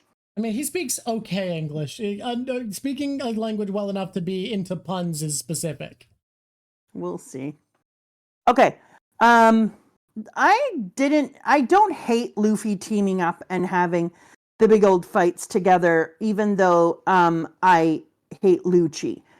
It's a thing that I was talking about before, that Luffy has a way of making people, because if Luffy had just asked Lucci if he wanted to team up, Lucci would be like, I don't know. But Luffy trusts people so quickly that he's like, okay, well, look, for this only, we do this for this only. And I don't mind it. I like that they had to team up against them. And watching giant Luffy head scream at Lucci and then try to bite the ground on him. That's why I was like, they had such a raucous fight, and then to say, like, look, we are going to have to team up and fight against these guys together because they're so strong that we have no choice, was kind of amazing. And it's also why I had to keep reading. It's also Oda handling power so well, where we don't ever confirm at any point in this so far whether or not the Straw Hats could beat the Seraphim, because it's like, yeah, they're too much to deal with while we're trying to not let them murder CP9 or CP0. Exactly. Like, wait a minute, I have to say to Dantex. So you can't know for sure. Dantex, the fact that they are not related makes it even more so. The D is something that was a protectorate. So they would be linked not just by blood, which is whatever. They would be linked by purpose, or what's another name for purpose? Will. Something I brought up last time is that I believe the Ancient Kingdom were the D clan, and that the Ancient Kingdom were basically a historical equivalent of the Straw Hat crew, where they were getting a bunch of nations to freely sign on with following the will of someone they respected. Joy Boy, the first king of the pirates. That's my theory. That's what I believed for a long time. I don't hate that. And that's why we're seeing all these countries, all these great leaders willingly bend the knee to Luffy and ask to be part of his fleet and his way of going about things. And that's the D clan, or the descendants of that old crew. That the Ancient Kingdom also wasn't don't one hate place. It was a united front of many countries. I also don't hate it because when I talked before about there being a lost nation, I didn't just mean like the Lost Nation we just saw Lost, because that's not how I thought of it when I thought of Lost Nations. So when that happened, I didn't think of that as being my prediction that I said. I was like, no, that doesn't count as a Lost Nation. What I mean is uncovering a Lost Nation, and that could be the D clan. It feels like there's a secret nation hiding, and that could be the D clan. I'm hoping there's still D clan. Where would they hide an ancient nation? Where would we hide an ancient nation? Underground, in the sky. I mean, we have put ancient nations in the sky. And do you remember when Eminem said there were more nations up in the sky and where gods were? That feels like D's. Right. D's sky gods. And so when we're talking about, well, Enel goes to the moon, guys, and he digs up crap, and there isn't a whole bunch of different things. I also thought about underground putrid, but Underground is so restrictive. I'm hoping it's sky, but we've already gone sky, but we haven't gone moon, and I feel like we have to go moon. You are convinced that we must go moon. I feel like we have to go moon. I think all the Ds are sleeper cells, and I think that's what I'm talking about, Luffy igniting the Ds. I don't know if that part is right. I'm just saying, if I was Oda, if this was my story, and Luffy is awakening things on the planet like he just awakened the Iron Robot, then the Iron Giant Robot, I would also like to see him awaken the Ds. And then I would be like, I may not have thought it before, but that's a funny ass joke. And I am taking advantage. I can't believe that every time they try to pull Kuma off the wall, he's like, you know what? Bite me. Citizens are required to leave the area immediately. And then Kuma's like, yeah, I'm going to climb back up. You know why, bitch? Because I'm Kuma. And he just keeps Kumaing his ass up. Anyone who didn't know that the greedy thing would be the one that turned their back and turned everyone in isn't paying attention, because it's not going to be evil if evil is being met. It's not going to be smart because smart is thinking of the best plan for anyone. Greedy is capitalism. Capitalism has to keep eating and eating, like you and I were talking earlier, thinking that somehow it can have growth for all time, which is impossible and There's stupid. always more you could have, and there are people who have more than York in the world. Exactly. Like when I look at trillionaires, I just want to punch them, because I'm like, you're so stupid. I don't think there is actually a trillionaire well, there's not a known trillionaire, because if people don't, there probably are trillionaires, but the thing is, if you aren't making money off of your reputation, it is better to hide how much money you really have. Exactly. Like the Rockefellers' money looks like it's only a certain amount, but we know that they've subsectioned. Yeah. And they've also subsectioned their family in hidden money. Like, come at me. Yeah. And so when I look at those people, I always think like, so what actual joy are you getting out protecting your gazillions of dollars and trying to grow exponentially, which is not possible? What possible joy are you getting out? I want to point out why I think Oda did a great job writing this mystery, because week to week people weren't solving. Oh god, we only have an hour left. Week to week people weren't solving this, and I think the reason why is really simple, which is on a week to week basis, he set this up super well. The only people we'd seen directly try to give orders to the Seraphim at this point early on were Shaka and Lilith. So we knew it couldn't be Lilith, because if Lilith gave the initial command, Lilith could shut it off, and it couldn't be Shaka. Edison said that they didn't listen to him, but we never see him try. And we also see York get turned to stone, but we don't see York tell them not to. So it was left up in the air which of the other 4 or 5 it could be, because it could have been Stella, really, really well. I think the mystery was done really well. But also they kept pointing out over and over what the chain of command was, which made you know 2 things. It made you know that if any 5 elders shows up, they immediately could take control out of anyone. And we got one of those little bitches right now on a boat. That's that old man. He's on the boat. Yep. And then Vegapunk is next, but the authority chip is there after the Sentomaru. So the authority chip can also take back over. So you're like, these predictions are wild, but more importantly, they've showed this to us. I don't know if it was twice or 3 times. They showed it a lot. And you know that the goddamn one of the 5 elders is currently out in that goddamn boat. So you know that he's saying to you, once again, he's saying, I put a gun on the stage, so you know someone's going to use that, right? Yeah. I also love having him out on the boat lets you go, okay, was it him? Did he sneak ashore somehow? Or is there a traitor? Like, there's a bit of questioning. Yeah, that part is kind of cool. That was a good choice. Chekhov's elder. Phenomenal. I love the mystery writing. I think it was handled well. The fact that One Piece is a mystery is the reason that I think people love it so much. Because it's not just that you're reading, it's that you're reading and trying to figure shit out. Well, that's wildly fun. So he did a really, really good job with that. Choices were made and they were good. As we move away into what's going on elsewhere, I want to bring up that I think a cool ass thing of the writing here is the Straw Hats are a big enough deal that instead of needing to show everything of how we're solving the arc problem and we get snippets of the rest of the world and don't see how things resolve, it's the opposite.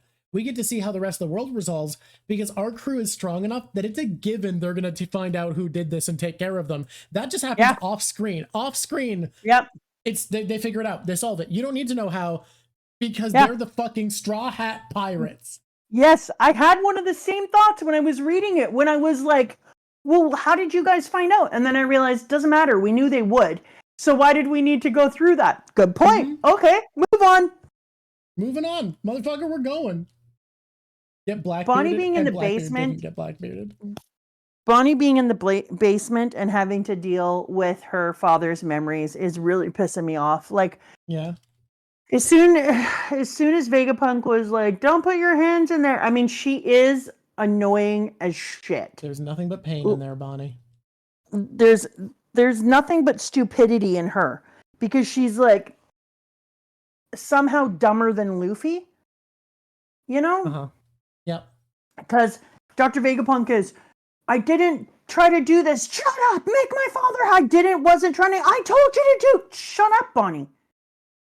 You can't actually find out the information you want to hear. Well, if you're running your mouth off, shut your cake hole, sit the F down, and find out what happened first, and then decide if you want to kill him. Well, one does not simply get information by running their cake hole.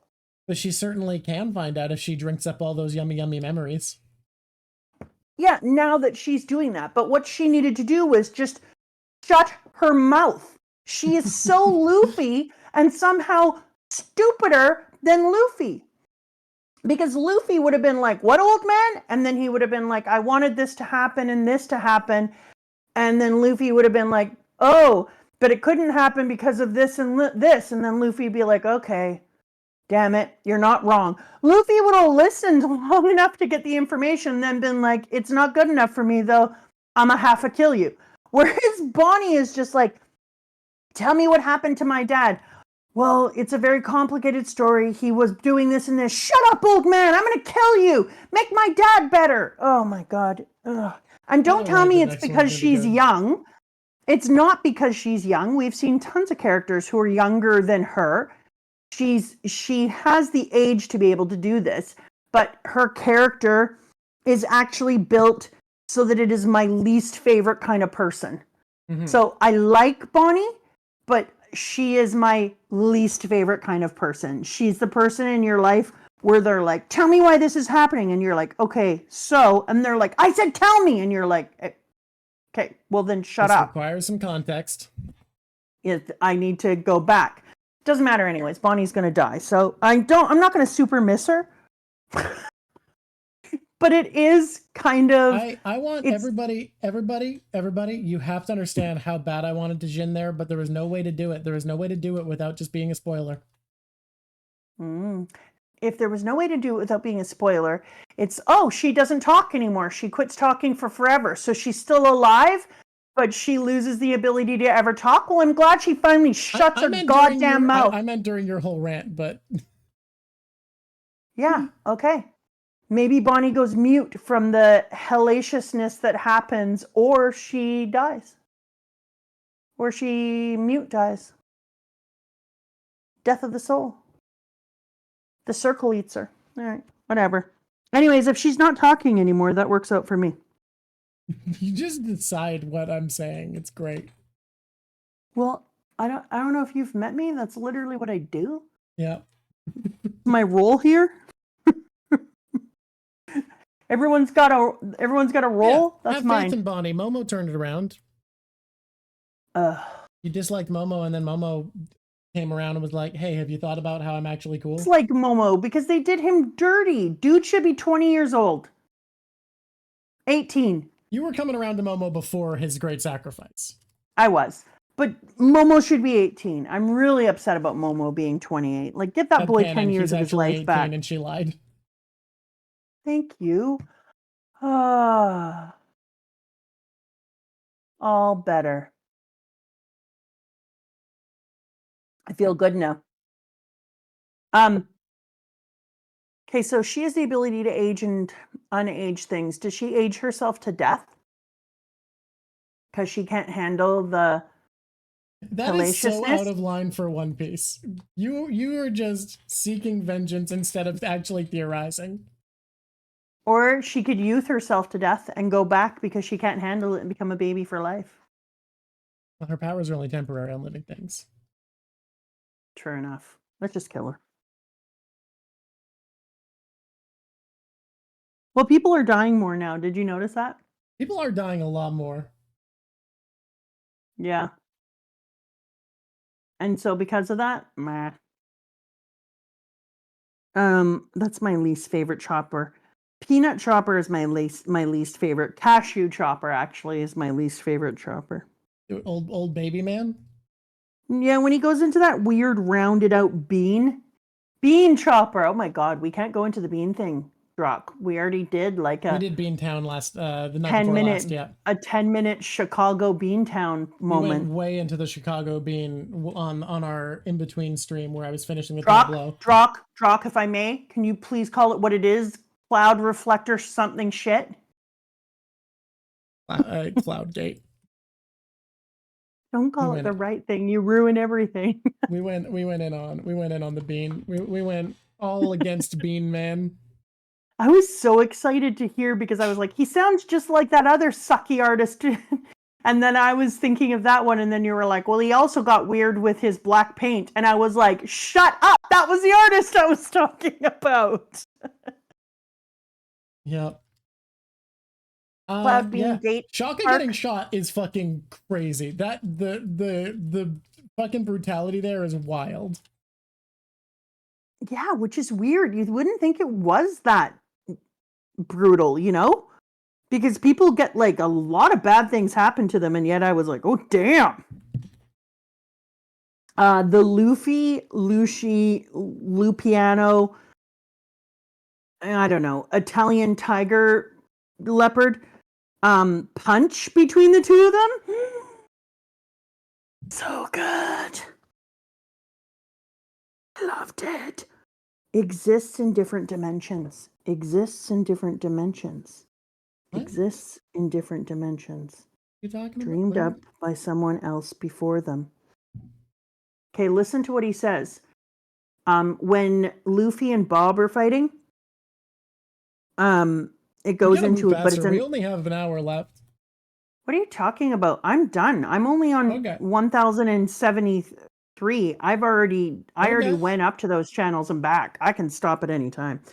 When Luffy and Bob are fighting, the Vegapunk says every devil fruit is a possibility for human evolution that someone desired. If only I could be like this, if only I could be like that. All of those powers represent the many branches of the fruit of humanity, okay? But that unnatural status is loathed by the sea, the mother of nature. That's a jump. Don't you think that's a giantly weird jump in conversation? Like we're missing something? A little bit. He's just a weird guy, maybe. I could be like this. All of those powers represent the many branches of the future of humanity. But that unnatural status, does he just mean devil fruit in general? Yeah, the unnatural status of like forcing your evolution forwards. Right. Is loathed by the sea, the mother of nature. Which is a weird thing to say, I think, no matter who you are. And then he says, a fitting punishment for its sin. Where does that come from? This is only my theory. So you see, you don't even need to debate whether any God exists or not. Isn't it just such a fascinating world? But he says, is loathed by the sea, the mother of nature, a fitting punishment for its sin. So then he's saying that the sin is having the devil fruit, and a punishment. What is the punishment? He never says it. The fitting punishment, I think he's saying, is that you can't swim. Is that you are loathed by nature. I imagined, but it's not enough. So it's saying that the ocean then is God. Yeah, basically. A fitting punishment for the sin. Those with the powers exist in different dimensions dreamed up by someone else before them. which makes you wonder if there is a dimension in which the D people live in now, like the majority, if they were sent into another dimension. Weird. If the D people are stuck in a different dimension. And that idea of threading time back together or twisting time back together could also be twisting the dimensions back together. I'm not going to say anything because right now you could be absolutely fucking insane, or you could be onto something absolutely brilliant. And this is one of those times that Oda was clearly telling us what was going to happen, and most people don't notice because they don't take things literally. I'm telling you right now that these 2 pages are going to come. They have that weight to them, like Dragon talking about blah blah blah man whatever. You know that one. This does raise the question of who chose to be a jacket. Yes. Yeah, exactly. Who wants to be a jacket is a weird question. But someone did bring up, they'd make me a devil fruit that make me jacket, please. Okay, so I think that we are going to have a twisting of time and space, and that we are going to twist time and space back together, almost like making, okay, this could be because one of the history books I'm reading right now, because I always like to have history books going. And I just finished Salt, which I highly recommend if you're into history books, where it's the history of Salt, which was wild. But I'm also reading a phenomenal book called The Fabric of Civilization, How Textiles Made the World. And in it, they talk about how the Bronze Age could also be called the Thread Age, and how the learning to create thread changed everything. Suddenly you were able to wrap weapons in a different way. Thread is the thing that eventually became cloth. You could sew things together, that it's everything. String, exactly, creating strings. So I would love the idea that the thing that broke the world apart is an untwisting of the strings that bound life together. Oh my God, it's literal string theory. You're right, Dark. And I'm creating a string theory. And so in it, if there is an untwisting of the string of fate or the thread of fates, where you undo the world and you have a different dimension dreamed up by someone else before them, if you have different dimensions and each one of the things has been unraveled, then that can be why there's been a broken part of history. It can also be why we can't just run into Laugh-Tell, because it exists in a different dimension. I am having trouble keeping up with you at the moment. I'm not saying you're wrong. I'm saying it's insane whether it's right or not. Yeah, but just imagine if the reason that you can't find Laugh-Tell without the red things is that by finding them, you put something together that reveals that dimension, kind of like there's a door mention, and we just, for some reason, we're all like, oh yeah, there's a door mention. Well, that's actually just part of the other dimension that you can get to if you have the damn door fruit. Forgot there are pocket realities already in One Piece as a major thing. Yes, exactly. It's already there. We have the mirror dimension. We have the door. Movie he wrote heavily involves alternate dimensions. Is something I forgot.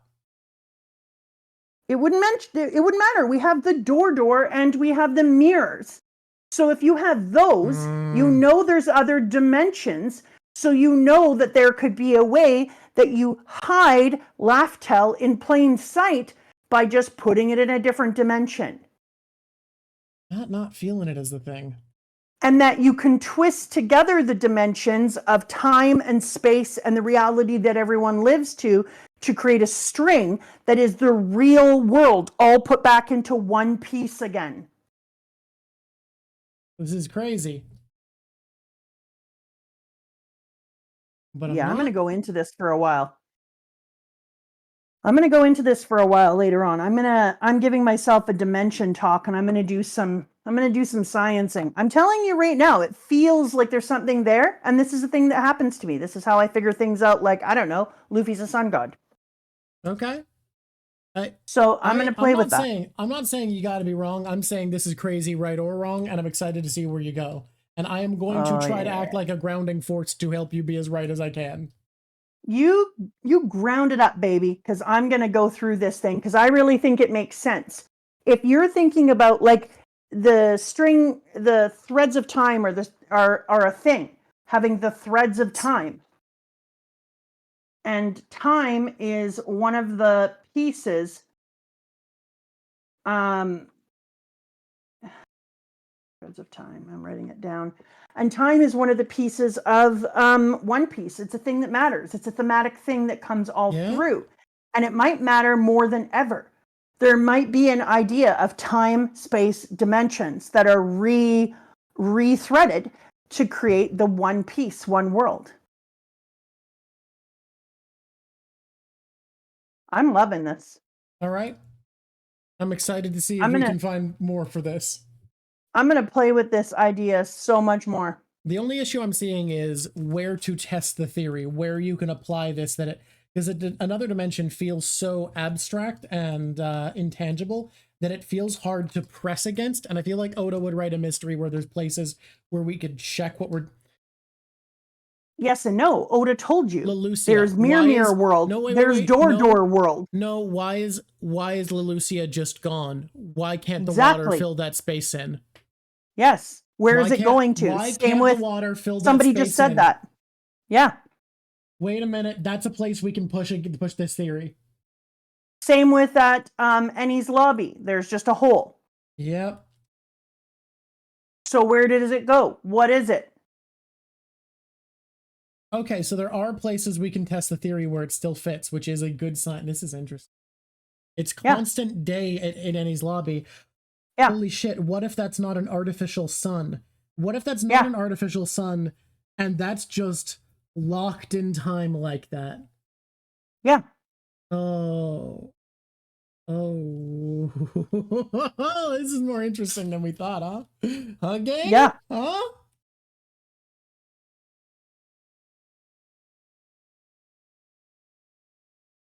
Oh, I wasn't here for it, and I'm getting there. So now I'm wondering, because I'm telling you, I've got to go through those lyrics. I'm telling you right now that Oda is a crafty, crafty djinn. And that when I saw those lyrics and asked you to go backwards, I was like, no, there's something there. If they're being teleported away instead of destroyed, it would also let the ancient kingdom and all the people that evaporated suddenly come back, which would be crazy. Like, because they wouldn't be, maybe they're not in another dimension, like they're still living there, but they're isolated, they're frozen in time. Like, that's why it's constant day. So they are just suddenly back. The world as it was returns. Yeah, that's what I'm saying. I'm telling you. I'm not convinced you're right. I am convinced this makes enough sense to be worth theorizing about and have as one of your theories. Oh, I'm theorizing about it even if you didn't think it is. That's what I do. This is what I'm trying to say. Somebody asked me in a comment, what are you going to do now, mama? Like, now that you're caught up and blah, blah, blah with your predictions. And I'm like, I was never reading it. I'm going to do the same thing I've always done. I'm going to put things together and just say things from what I think. You guys are just going to have to find out later if I went in a right or wrong direction, just like me. Instead of me not knowing, well, you know, now nobody knows, baby. Only Oda knows, and he watches and goes, fuck, what? No, you're not supposed to put it together. Okay, I always thought that the constant daylight was a result of the awakened Pika Pika no Mi. However, I also thought that the constant hole was an awakened Yami Yami no Mi, the darkness fruit. What this is making me think is I felt like they needed to be connected. The constant daylight and the hole. They become connected if this is a locking it out of time thing. And that's what the ancient weapon Uranus does. If that's what it does, then this actually does make a lot of sense. Exactly. So if when things are hit, they're put in a different dimension, if they are separated and they become part of the thread that has been undone, and they go to that undone thread, a one piece could be reconnecting the worlds.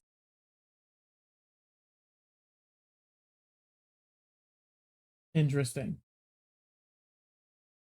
So now we just need to find a way to make it funny. Yeah. That's what's missing. Would it be funny if just all the islands were there? I don't know. I don't think that's. Oh, I can make it funny. I can get there. This is great. Yeah. So I think we can start playing with this idea, because I'm going to have more than one idea now, because you got to have more than one idea. Oh yeah, you don't go all in on One Piece theory, I feel like. Yeah. But this is one of my One Piece theories for sure. And it's based off this idea that he's saying that but that's an unnatural status. It's loathed by the sea, the mother of nature, a fitting punishment for its sin. Those with powers exist in different dimensions dreamed up by someone else before them. The someone else before them would be the 800, 900 years ago people who created the dimensions. We don't know why people have door dimension or mirror dimension, but somehow some fruits, because they're created by people's want, manages to infiltrate that dimension. And so those that exist in different dimensions were dreamed up by somebody before them, says that those people could have created that ability. And now some people are pulled apart and kept in that dimension. And then he says, such a fascinating world, which implies that it's same world, different dimensions. This is interesting. This one, of all of your big theories for the world, this is the one I think I'd most like to be true. This one's very cool. I think it would be very cool too. I would love it. And it also makes a whole bunch of other things make sense. I'm going to have to read back and look for areas that could be true. Can we recruit the people on stream and watching this VOD as detectives to help us look for alternate dimension evidence?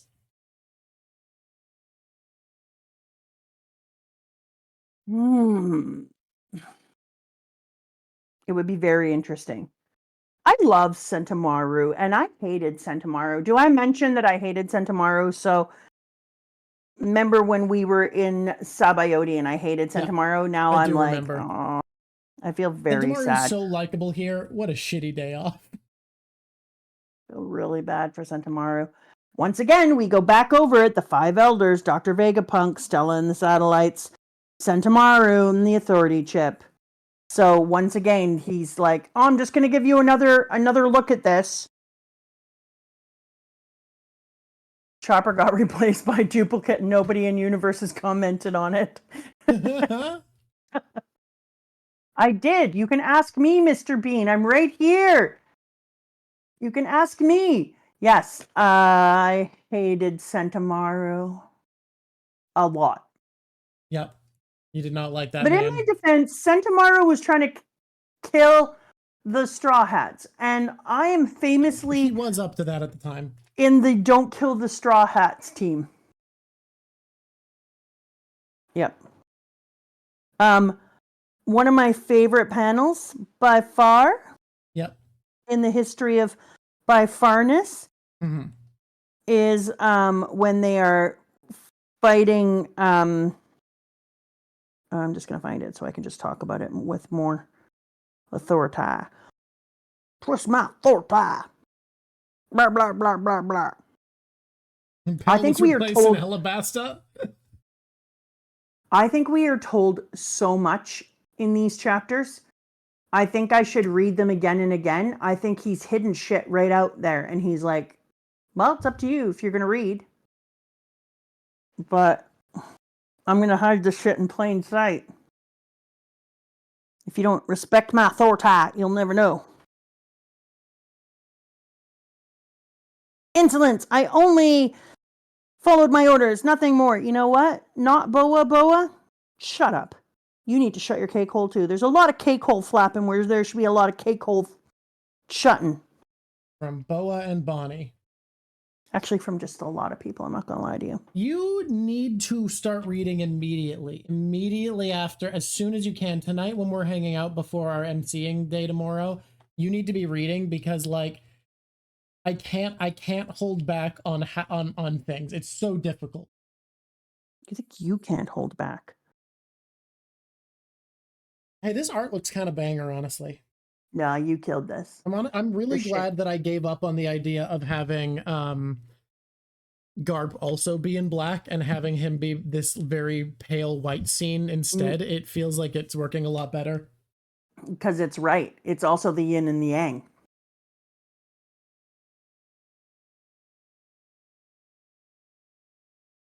The new theme song's been stuck in my head. He was talking about chi.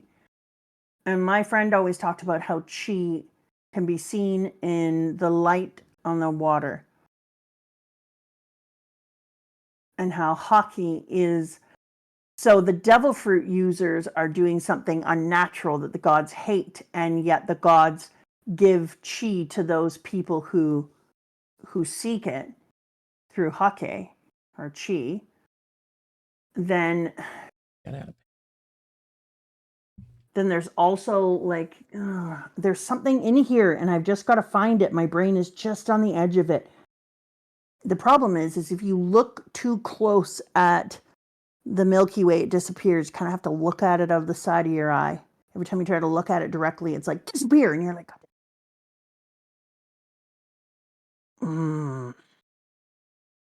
Okay, let's go to chapter 1071. It is killing me that I can't talk about all the other chapters too. Yeah. You heard me. Oh, I talked about Kuma walking up the red line when he hadn't got there yet. Sorry, people who weren't caught up. He was going up the red line for anime people, don't worry. Oh, was he? Okay, good. Good. Because I felt a little bad about that when I saw that.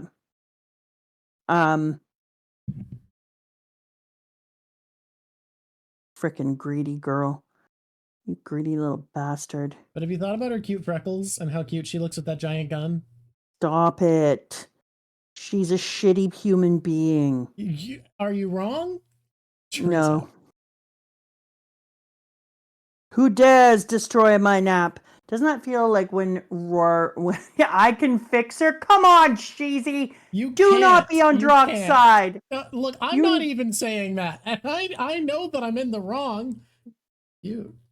She likes pizza because she's a freaking greedy jerk. Have you thought about this? She likes pizza and has freckles. Oh my God. No, but you're not wrong, because I also love Lilith. You're broken. You're a broken person. Did you see when Lilith was really excited to use her bubble gun? You were exactly the opposite of your sister. Your sister, who can be a lot saltier than you, is like, the thing that I like in a partner is somebody who's kind. And all I'm looking for is kindness. You are like, the thing that I like in a woman is their devious ability to murder people. I don't know how you got your excellent wife. Look, I have lots of tastes, and when I'm picking partners, I just avoid the part of me that is a moth to a flame that has me watch videos of the horrible cult leader woman screaming in a Home Depot and says, that's the one. I ignore that part when I'm picking actual real world partners. You make me look bad when you say that. People are like, well, there's always something in the woman that raises or the man that raises a person that makes people look in that direction. And people are like, got it. Mom is secretly evil. Who dares to disturb my nap? That's Roronoa Zoro. Acting like the troll under the bridge. The only issue is I'm kind of running out of stuff to draw. We're almost done. Who dares to? No, I'm almost done, man. Are you not filling the shit in the back? Like, we're literally, I'm really here. Let's see. You keep going. I'm going to try something. Like, I'm like so done. Hell yeah. See, here she is again. Can you turn my father back or not? Like, let's just look at this page so you can get an idea of why I want to punch her in the cake hole. Stop it, Bonnie! I'm in a hurry right now, but I promise I will explain it to you if you would just let me speak. What's her response? Shut up! Can you turn my father back or not? Those are your only two options. Then no, I can't. I'm sorry, but there's a good reason. Bonnie, how about you just shut up? Remember when I asked you to shut up? I love the kind of woman that will actually just kill me. Drawk. Nice work there, AZ. Whoa, no. I like the kind of woman who is actively choosing not to kill me. That's different. I want to be the one she doesn't want to kill. Oh, it's very different. You're giving the exact opposite. You know all the women who read books about like murder monsters that the women fall in love with, and what's hot is that the monster is choosing not to kill them. Yeah. I relate to those women is all I'm saying. Yeah. I'm the opposite. If I feel like a man has too much of that kind of vibe, then I'm the one that if he says, "How tall are you?" and even though I'm 6'2", I say 5'9", so that he feels bad about his height. And then when he's like, "You've got to be taller than 5'9", I'm like, "Nope, I'm 5'9". And then I stick with that. Honestly, I think that's a great move. I think that's very funny. If your personality is being tall, I am happy to annihilate your personality. Okay. All I'm saying is Edelgard for life. Let's also the type of person who likes to wear heels at 6'2", because I like to be so much taller than the patriarchy so I can look right down on top of it. Okay, here we go. A stretch of the sea in the New World. This island is home to the Island of Giants. I hope we go to Elbaf. I hope we do. It is nearby. I really hope we go there. I hope we don't make the mistake of trying to kill people and going to the bottom of the water, kid. Like, what the shit, man? You just did such great things. I just stopped hating you. Rest in pieces, kid pirates. Not funny, but also funny. Oh, that's not even meant to be a pun. I just say rest in pieces because it's fun in general. I'll also say rest in pepperoni sometimes. Rest in pepperoni? It's funny. All right, no. When Bonnie then pretends to be small and sad and then beats the shit out of him and does the exact same thing we just saw Baby Hancock do, I was like, Oda, come on. Get a new thing. And then she's like, oof, curse you.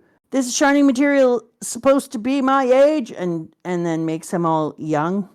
You said there's a good reason. Let's hear it. Why did you kill my father? Oh, now, Bonnie? Now? Now you want to hear it? Now? Yeah, now that he's cornered.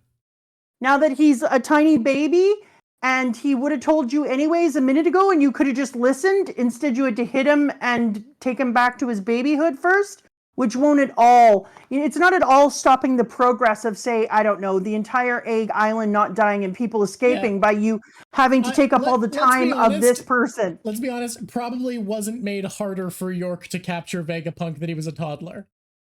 Yeah, exactly. Well done. Well done. I don't think York was like, oh no, how am I going to capture Vegapunk? Instead of an adult man, he's a toddler. He's a toddler. Because she's a Woo, I almost said fucking. She's an idiot.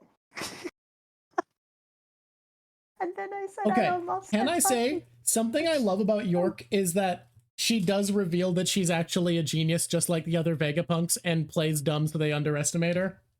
Yes, but whatever. That is a good reveal. I think that works really well for a villain. Did you see this? Millifan goes, saved it.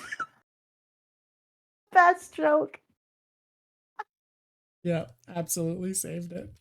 Oh, good. This is one of my favorites I've done, honestly. It's simple, but I really like it. Oh, it's so beautiful. I would like it if you kind of spray shade in some of his background face, because why is it there otherwise? Just adds texture. It's too much white space without it. Okay, well, can you texture it with a little light blue? Or does actually now it might be good. All now right, I'm debating if I like it at all. Okay, here we go. So then she decides to listen to him now instead of earlier, which is, something. And then she's like, the decision to take away his free will came from none other than Kuma himself. We know that. You're a liar. My father. Yes, he would. It was hard for me, too. I don't even want to remember. We all knew this was coming. Kuma's a great man, obviously. Say it. I can't accept a useless answer like that one. That's based on faith. Oh, God's sakes. Don't play with that, Bonnie. It's not what you think. That is nothing in there but pain. You know what, Bonnie? Why don't you just crawl into it, honestly? So the anime had an extended 2-minute sequence of Bonnie screaming and crying within this memory, running to try to get to Kuma while he was savagely beaten by a bunch of silhouette people. Like, it is genuinely fucking heartbreaking, this sequence in the anime, because it is 2 straight minutes of a child being beaten while his future daughter runs and cries to try to save him. Well, that's kind of well done. It was actually fucked up. Like, it felt like it was so much, and Bonnie as a framing device made it way worse because there is a little girl watching her father as a child beg for death while being beaten. It's fucked up. I actually cried. That sounds terrible and good. Oh, once again, we get another list of the people who can stop it, and there's the 5 elders. In case we didn't know they were at the top, and there was a 5 elder here. Just so you guys know. Just so you know, it's right there on the top. I love that our giraffe is become awakened. There's nothing quite as powerful as an awakened giraffe. You know what's funny about this whole giraffe sequence that happens right now? This is the 2nd time in the series that Stussy has drank a giraffe. Oh, really? Yeah. Remember, she was at Big Mom's wedding, and one of the things Smoothie was serving was a giraffe. It was a giraffe. And so, some epic foreshadowing. She's a clone of Miss Buckingham Stussy, Rock's Pirates. Yep. Which I think is fucking great. It's a fun Which reveal. Is wild. It's also wild that this world has things like basically just vampires. I mean, it's a devil fruit. It's still a vampire. It is a vampire, yes. I wonder if she's going to fall in love with somebody much, much younger than her, and they're going to say, how old are you? 17. How long have you been 17? A while. My guess is no. That's too bad, because that's really important. It's important to the vampire mythos. Yeah, it's really important. Okay, listen to me, Drawk. I'm going to tell you a secret. Your secret? We did it. We read all the things I've read. We got 25 minutes to do our closing segment. Not really, though. We already talked about all the cutting around. Can we talked a bit about it. Shanks' attack is awesome, right? We agree? Oh, Shanks' attack is incredible. Some people are going to be all pissed off about it. Let me just say 3 things. Number 1, Shanks has future sight, knew that he was going to kill his friends, so you got to die. No holding back. Sorry, buddy. It kind of hypes up Kid, though, because it shows that in just 10 seconds he was about to annihilate most of a fleet. That's fucking wild. I think that does gives actually hype Kid him a little out. bit of cred.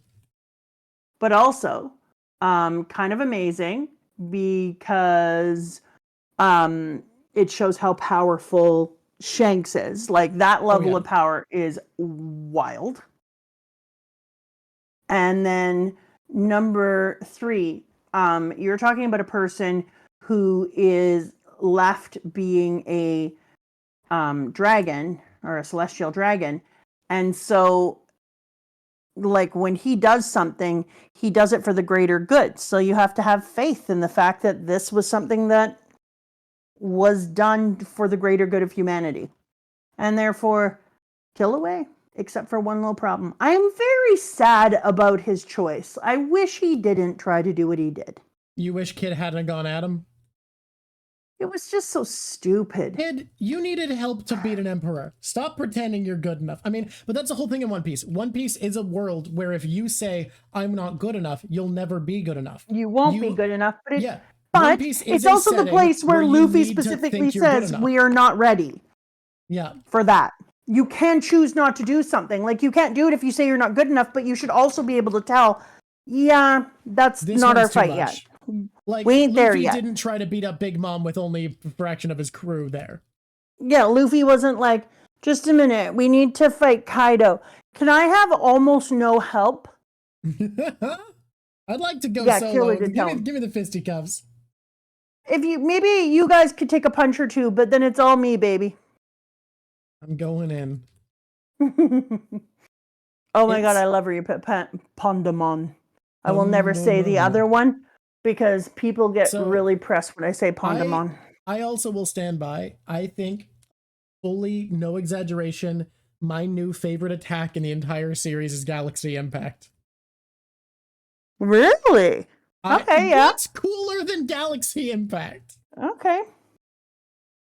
I'm going to stand by that my coolest attack, the thing I think is coolest attack is when you pick somebody up and then you spin them around and around and around while they're like, let's talk about this. You make them a pizza pie, you pizza pie an admiral. It's so funny when cartoon Luffy grabs him and spins him around and around. Well, you're not wrong. I don't. It's so funny. This is one of my favorite pictures you've ever done. It's so yin and yang.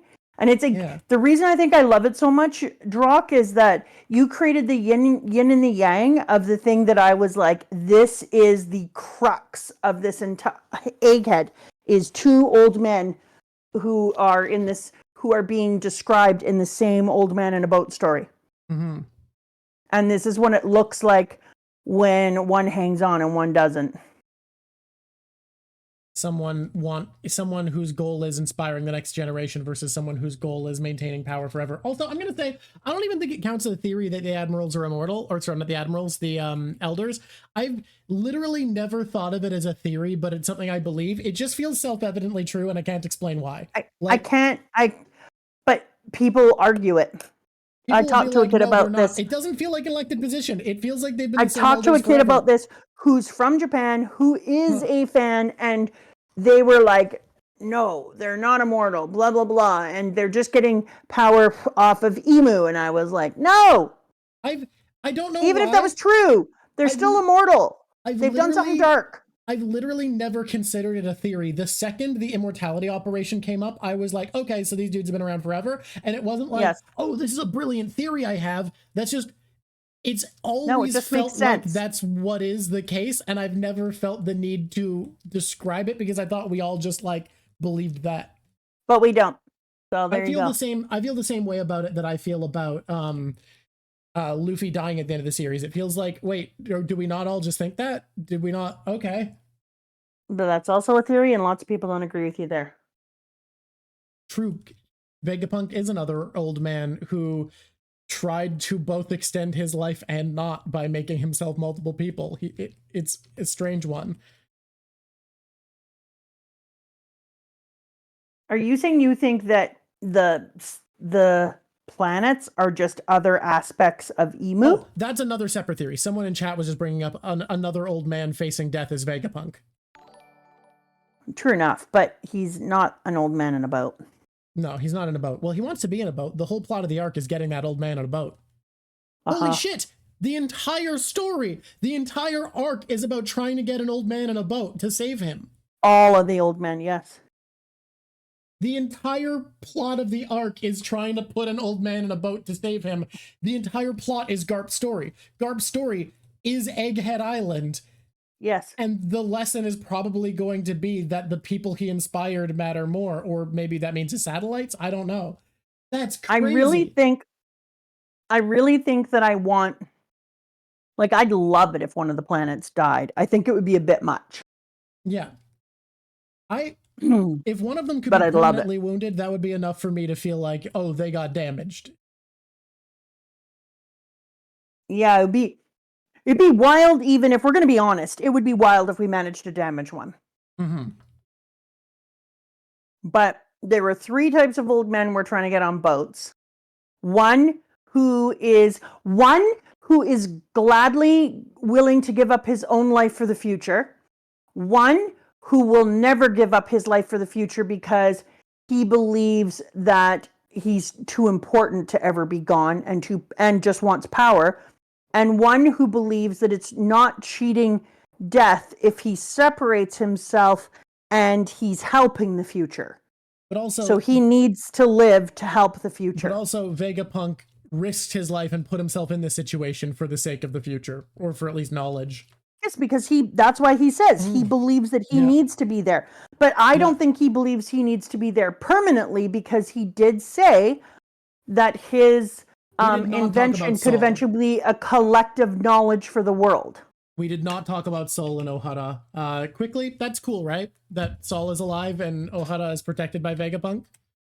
What's more cool is that the books, remember earlier, I also did say the books would come back in and somebody saved him. To find out that it was Elbaf was so cool. Give me stars! Give me stars for Kuma. Give me stars from this. And then throw in an extra star for Spice.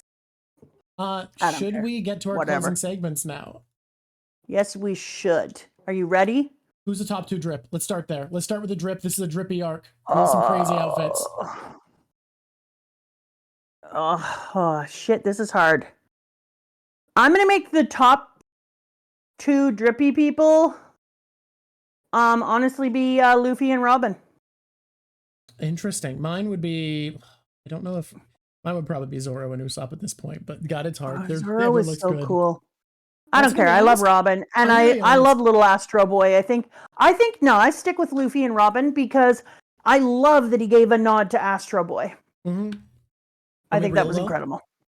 In real though, pardon? In the future, I'm going to be doing these reviews as well, and I actually think Garp with just a well-fitted shirt and the white pants kind of looks great. It's a weirdly simple look, but it's great. Okay, well, I'm going to be so for real right now. Yep. Jerry Garcia with his outfit and the cape over him and the things is good. Also. He looks good. Is also. Yeah. All right, let's do our least favorite character. Who do we hate? Who do we hate the most? Who's our least favorite character?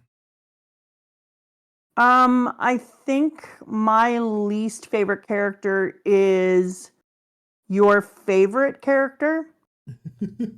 Yeah. Because not only does she, and not just because she turns them in, if you want me to, I know Caribou's here. I hate him all the time, guys. I mean, do I have to tell you I hate Caribou?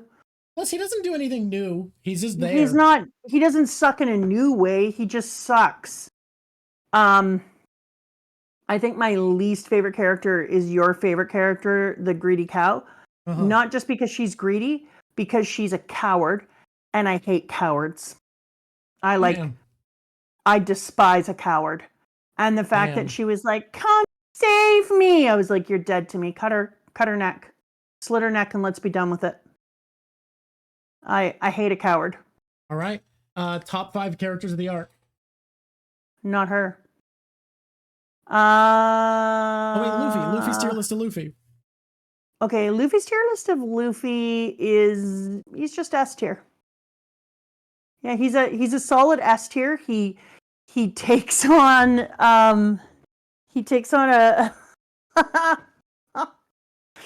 I'm sorry, I was just thinking about him spinning dude around again. Kazuro?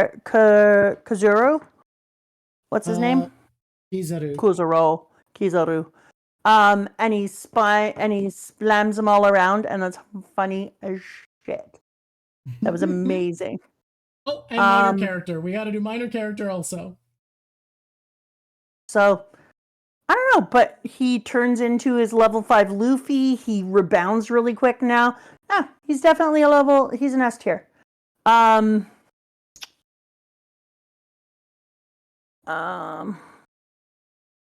like S tier. Luffy is always S tier. I have given him less than S. Not often, but it happens. I'm sorry. But he's good. And Shari, honestly, then you no longer like large boobs all in one piece.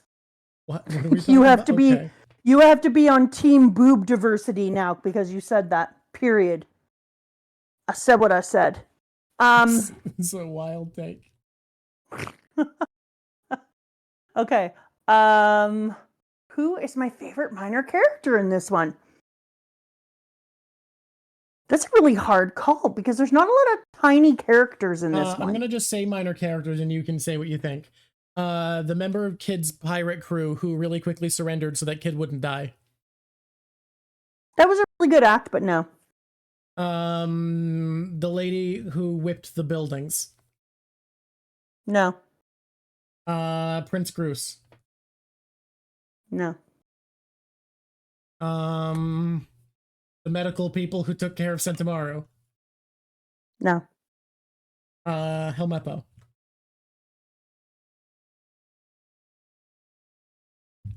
I think it's Beppo. Fair. Beppo's up there. Not a huge character in this arc. You know who also is weird, who They're I would right. actually pick? They said Beppo, and I immediately thought of Beppo changing into his other thing, and I was like, oh my god, that was incredible. You know who I would shockingly Wapple? pick? Almost. Wapple seeing Wapple's Emu. It's a shock. Wapple seeing Emu. Go ahead. It's a shock, but the character I would pick for favorite minor myself, and now that we're this close, I want to start joining these a little bit more because this is so recent for me that I feel it. Perona. Perona went out of her way, broke into Hachinosu to save her captain. Yeah. That's kind of great. I love that for Perona. I was proud of her. I was like, you know what, woman? That's amazing. Yeah. Yeah, no, I love that, but mine's still Beppo. Top 5 characters of the arc. Number 1, York.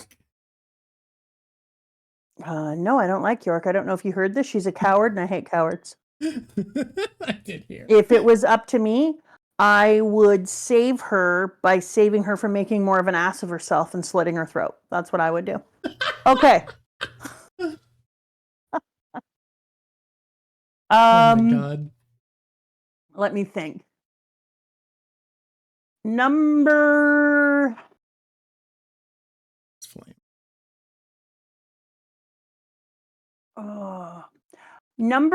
4 is going to be surprising. Okay. Cross Guild together. I think that's fair. The Cross Guild 3. Hell yes. Yeah. Like, it is just... It was so rich. That was such a rich thing. And I could not have... Yeah, that was amazing. Number 1 most interesting character in this one is Emu. This is for your top 5? This is... Because I get like it's because of interesting is what you're saying. I like that. That's interesting. Yes. Okay. Like, do I hate Emu? Yeah. 100%. But decides to blow up an island on a whim because it's close is wild. Yeah. Like, that was like... It's so like childish that it's scary. Yes. And so it really changes a whole bunch of things. We know the vindictiveness will use big powers when they want to. So if they had the bomb available, they'd use the bomb. Yep. I also, looking at Emu, seeing Emu's eyes, thinking about who Emu might be, made me think maybe a corrupt joy boy, maybe a corrupt joy girl. We'll see. We'll see. What happens when joy boy is a girl? Bad girl. Lots of things. Yeah. What did I make him number 1? Yeah, that's fine. Yet. Pardon? Nami do stuff before she's in the running. We're not putting Nami in there. She doesn't deserve to be in there yet. Not today. Sorry. And it's not that Nami isn't awesome. She is awesome. So then number 3? Yeah. Also, someone's saying that if Emu's a girl, it's the most my type. No, it's the wrong kind of evil. No one can ever track my type. People are always wrong every time. We've done number 4 with Cross Guild. We've done number 1 with Emu. 4 and 1. Yeah. Number 3. Number 3 is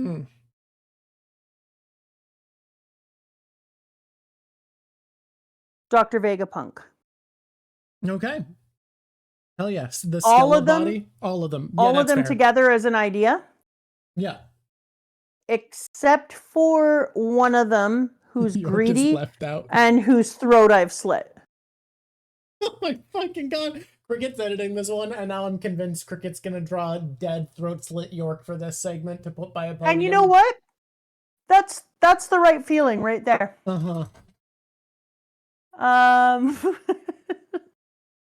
Number 2. Number 5 is Kuma. Okay.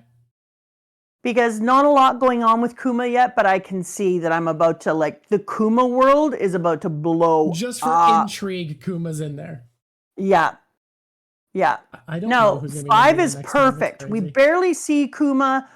Kuma is just having, like, you can see shit is happening. Yeah, for 1 second. Kuma isn't the whole show, though. Kuma is a minor character in this one. No one's carrying York's head. York is like 20 feet tall. York's head alone would be like 100 pounds. Skulls are heavy, and she's so tall. Oh, that's so sad. I think we should slit her throat. You need like a dolly to move around York's severed head, unfortunately. Yeah. Uh-oh. Dense brain in that head. Hey, Martin. Kuma is a minor person in this one. He shows up minorly in this part of the arc. But he got number 5. He's not in the minor list. The minor list winner was Beth. He's not a minor list, but he's minor in comparison to who he usually is when he's in an arc. Okay, even though number 2, Kuma, I'm sorry that your daughter is not great. On top of everything else, I think you're about to go through according to my predictions being correct. And what are you suggesting? Someone suggested Garp for number 2. Oh, that's actually a really good point. My bad. It is. It's Garp, simply Garp. 2. Yeah. And the only reason, no, you know what? You want to know what I need to do something? What's that? We're going to move Emu down to 2 and put Garp at 1. There's no way I'm letting Emu be on a list with Garp and be at number 1. Screw you, Emu. Yeah. I told you you'd come around to Garp one day. In fact, if you wouldn't mind, let's just keep lowering Emu down to the bottom, even though we all know that it was the most interesting thing to me, and put him at number 5 and move everyone up, just because fuck you, Emu. I think and everyone you that you'd come around to Garp. Anyone who's editing this, just bleep me, because that one's got to stay bleeped. And also, the idea that an editor is bleeping my words and then people are seeing it being bleeped makes me feel like a boxer on my way into the ring. Yeah, I like it. Hey, everybody, we had fun here. Are you so excited for next week? When you're gonna have guys, we have a thing that's incredibly important. If you're watching the VOD, this is important. If you're watching live, this is important. I, for the first time since Odin's flashback, am not going to read the spoiler scanlations the moment I can. Instead, Mama and I are going to together read the most recent chapter next Sunday. Together on here once. I think at the beginning, before we start, we're immediately going to read it together. So if you hold off with us, we can all read it together, which I think is going to be very fun. I think it's going to be amazing. Every person I've seen read through the series has caught up on a break week, and that's going to include you, because there's no way he's going 4 weeks in a row. Oh, that's funny as shit. Yeah, everyone gets caught up on a break week.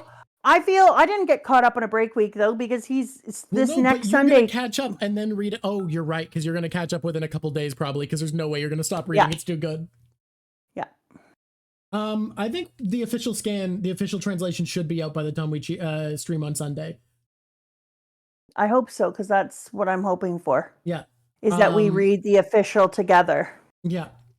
If the official's not out, because I would love it if any squishy that wants to read with me on my very first week of catching up can read the official. I think it would be amazing to do together. And I just think it's kind of earned. Like, I think that we went on a journey together, and I think that we should be squishing out loud and doing the thing. News, if we're doing this in the future, we're going to want to read scanlations, because if you post new episode content not like right when it's catching buzz, it doesn't do that well on YouTube. Oh. It's okay if you read the, what are they called again? Scanlations. All right, whatever. I'm okay, like in the future, but come on. Yeah. Come on. Usually if you do scanlations, you should also read the official though, because the scanlations often get details wrong. Yeah, okay. Everybody, but I can't even believe we're going to be reading together, and I'm going to be caught up. It's going to be a new chapter, and there's a chance it's the end of Egghead. Like, I think there's 2 more by the vibe of it. It could be the last chapter reasonably. Oh my god, I'm so excited, guys. Mm-hmm. It's amazing. In less than a year.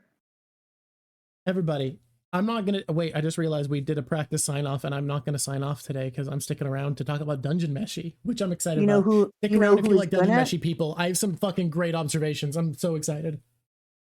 You know who's gonna sign off? Me. You, because you haven't read or watched Dungeon Meshi. And I'm going to the hospital to see the babies. You know what's funny? We're doing another thing for this next stream where we're doing the classic. Bring the truck if you can. All right. Yeah. We're doing the classic thing that we just did where we're going to start by talking about stuff that's just from the anime and then tell everyone to buzz off because it's manga time. Manga time. I feel I'm not starting with Berserk. Some people have told me that it's very grapey. We'll do Berserk, but we're not going to start there. I think we need a palate cleanser. Honestly a perfect starting point because I think we can talk about it all at once. I think it's a simple enough, connected enough story that and it's not that long. I think you could watch the Netflix series, binge the other half of it like I did in a day, and we could just fucking talk about it. It's great. It's so good. What do they mean? Remember what happened to the last person who touched it? I don't know. Probably there was Thank you, Dr. Jack. I don't know. Anyways, thanks for being here, Mama Drawk. Thanks for being here, chat. Oh, a bubble. This has been so crazy. It's been so cool. And I'm gonna make my prediction that that Dimension Piece is real. Dimension Piece is real. I love that you're naming your theories the way people do. That's great. What else are you gonna call it? Love it. Have you already got us a place to run off to? Portfolio chat because I love this picture. You're keeping them. Okay, give us our sign off. Well, I'm not doing the sign off because today I'm sticking around, but you know what? For the people who are leaving because you're not into Dungeon Meshi, which you should be, it's incredible. Truly one of the few series I'd call a 10 out of 10. Just unironically is. Until next time, folks, it's been lovely talking to you. Wait, we didn't do the thing I said we'd do. Let's try it again. Let's do the thing I said we'd do. Until next time. Squish on squishies. It's been lovely talking to you. Ciao Bella! Squishies, I'm outie. And now I go to interview, and I leaves the interview. And now I have posted the picture. I really like this art, actually. I think this turned out so cool. Best picture ever. Love it. I think the Wano tableau is good, but as far as one that was a one-parter, I think this is my favorite. For sure. I'm not talking about best picture ever in comparison to the last one. Like, let's be real. That was a million times. But as a one streamer, this one killed. All right. I'll see you soon, Drawk, when I come pick you up. I'll see you soon. Okay, Goodbye.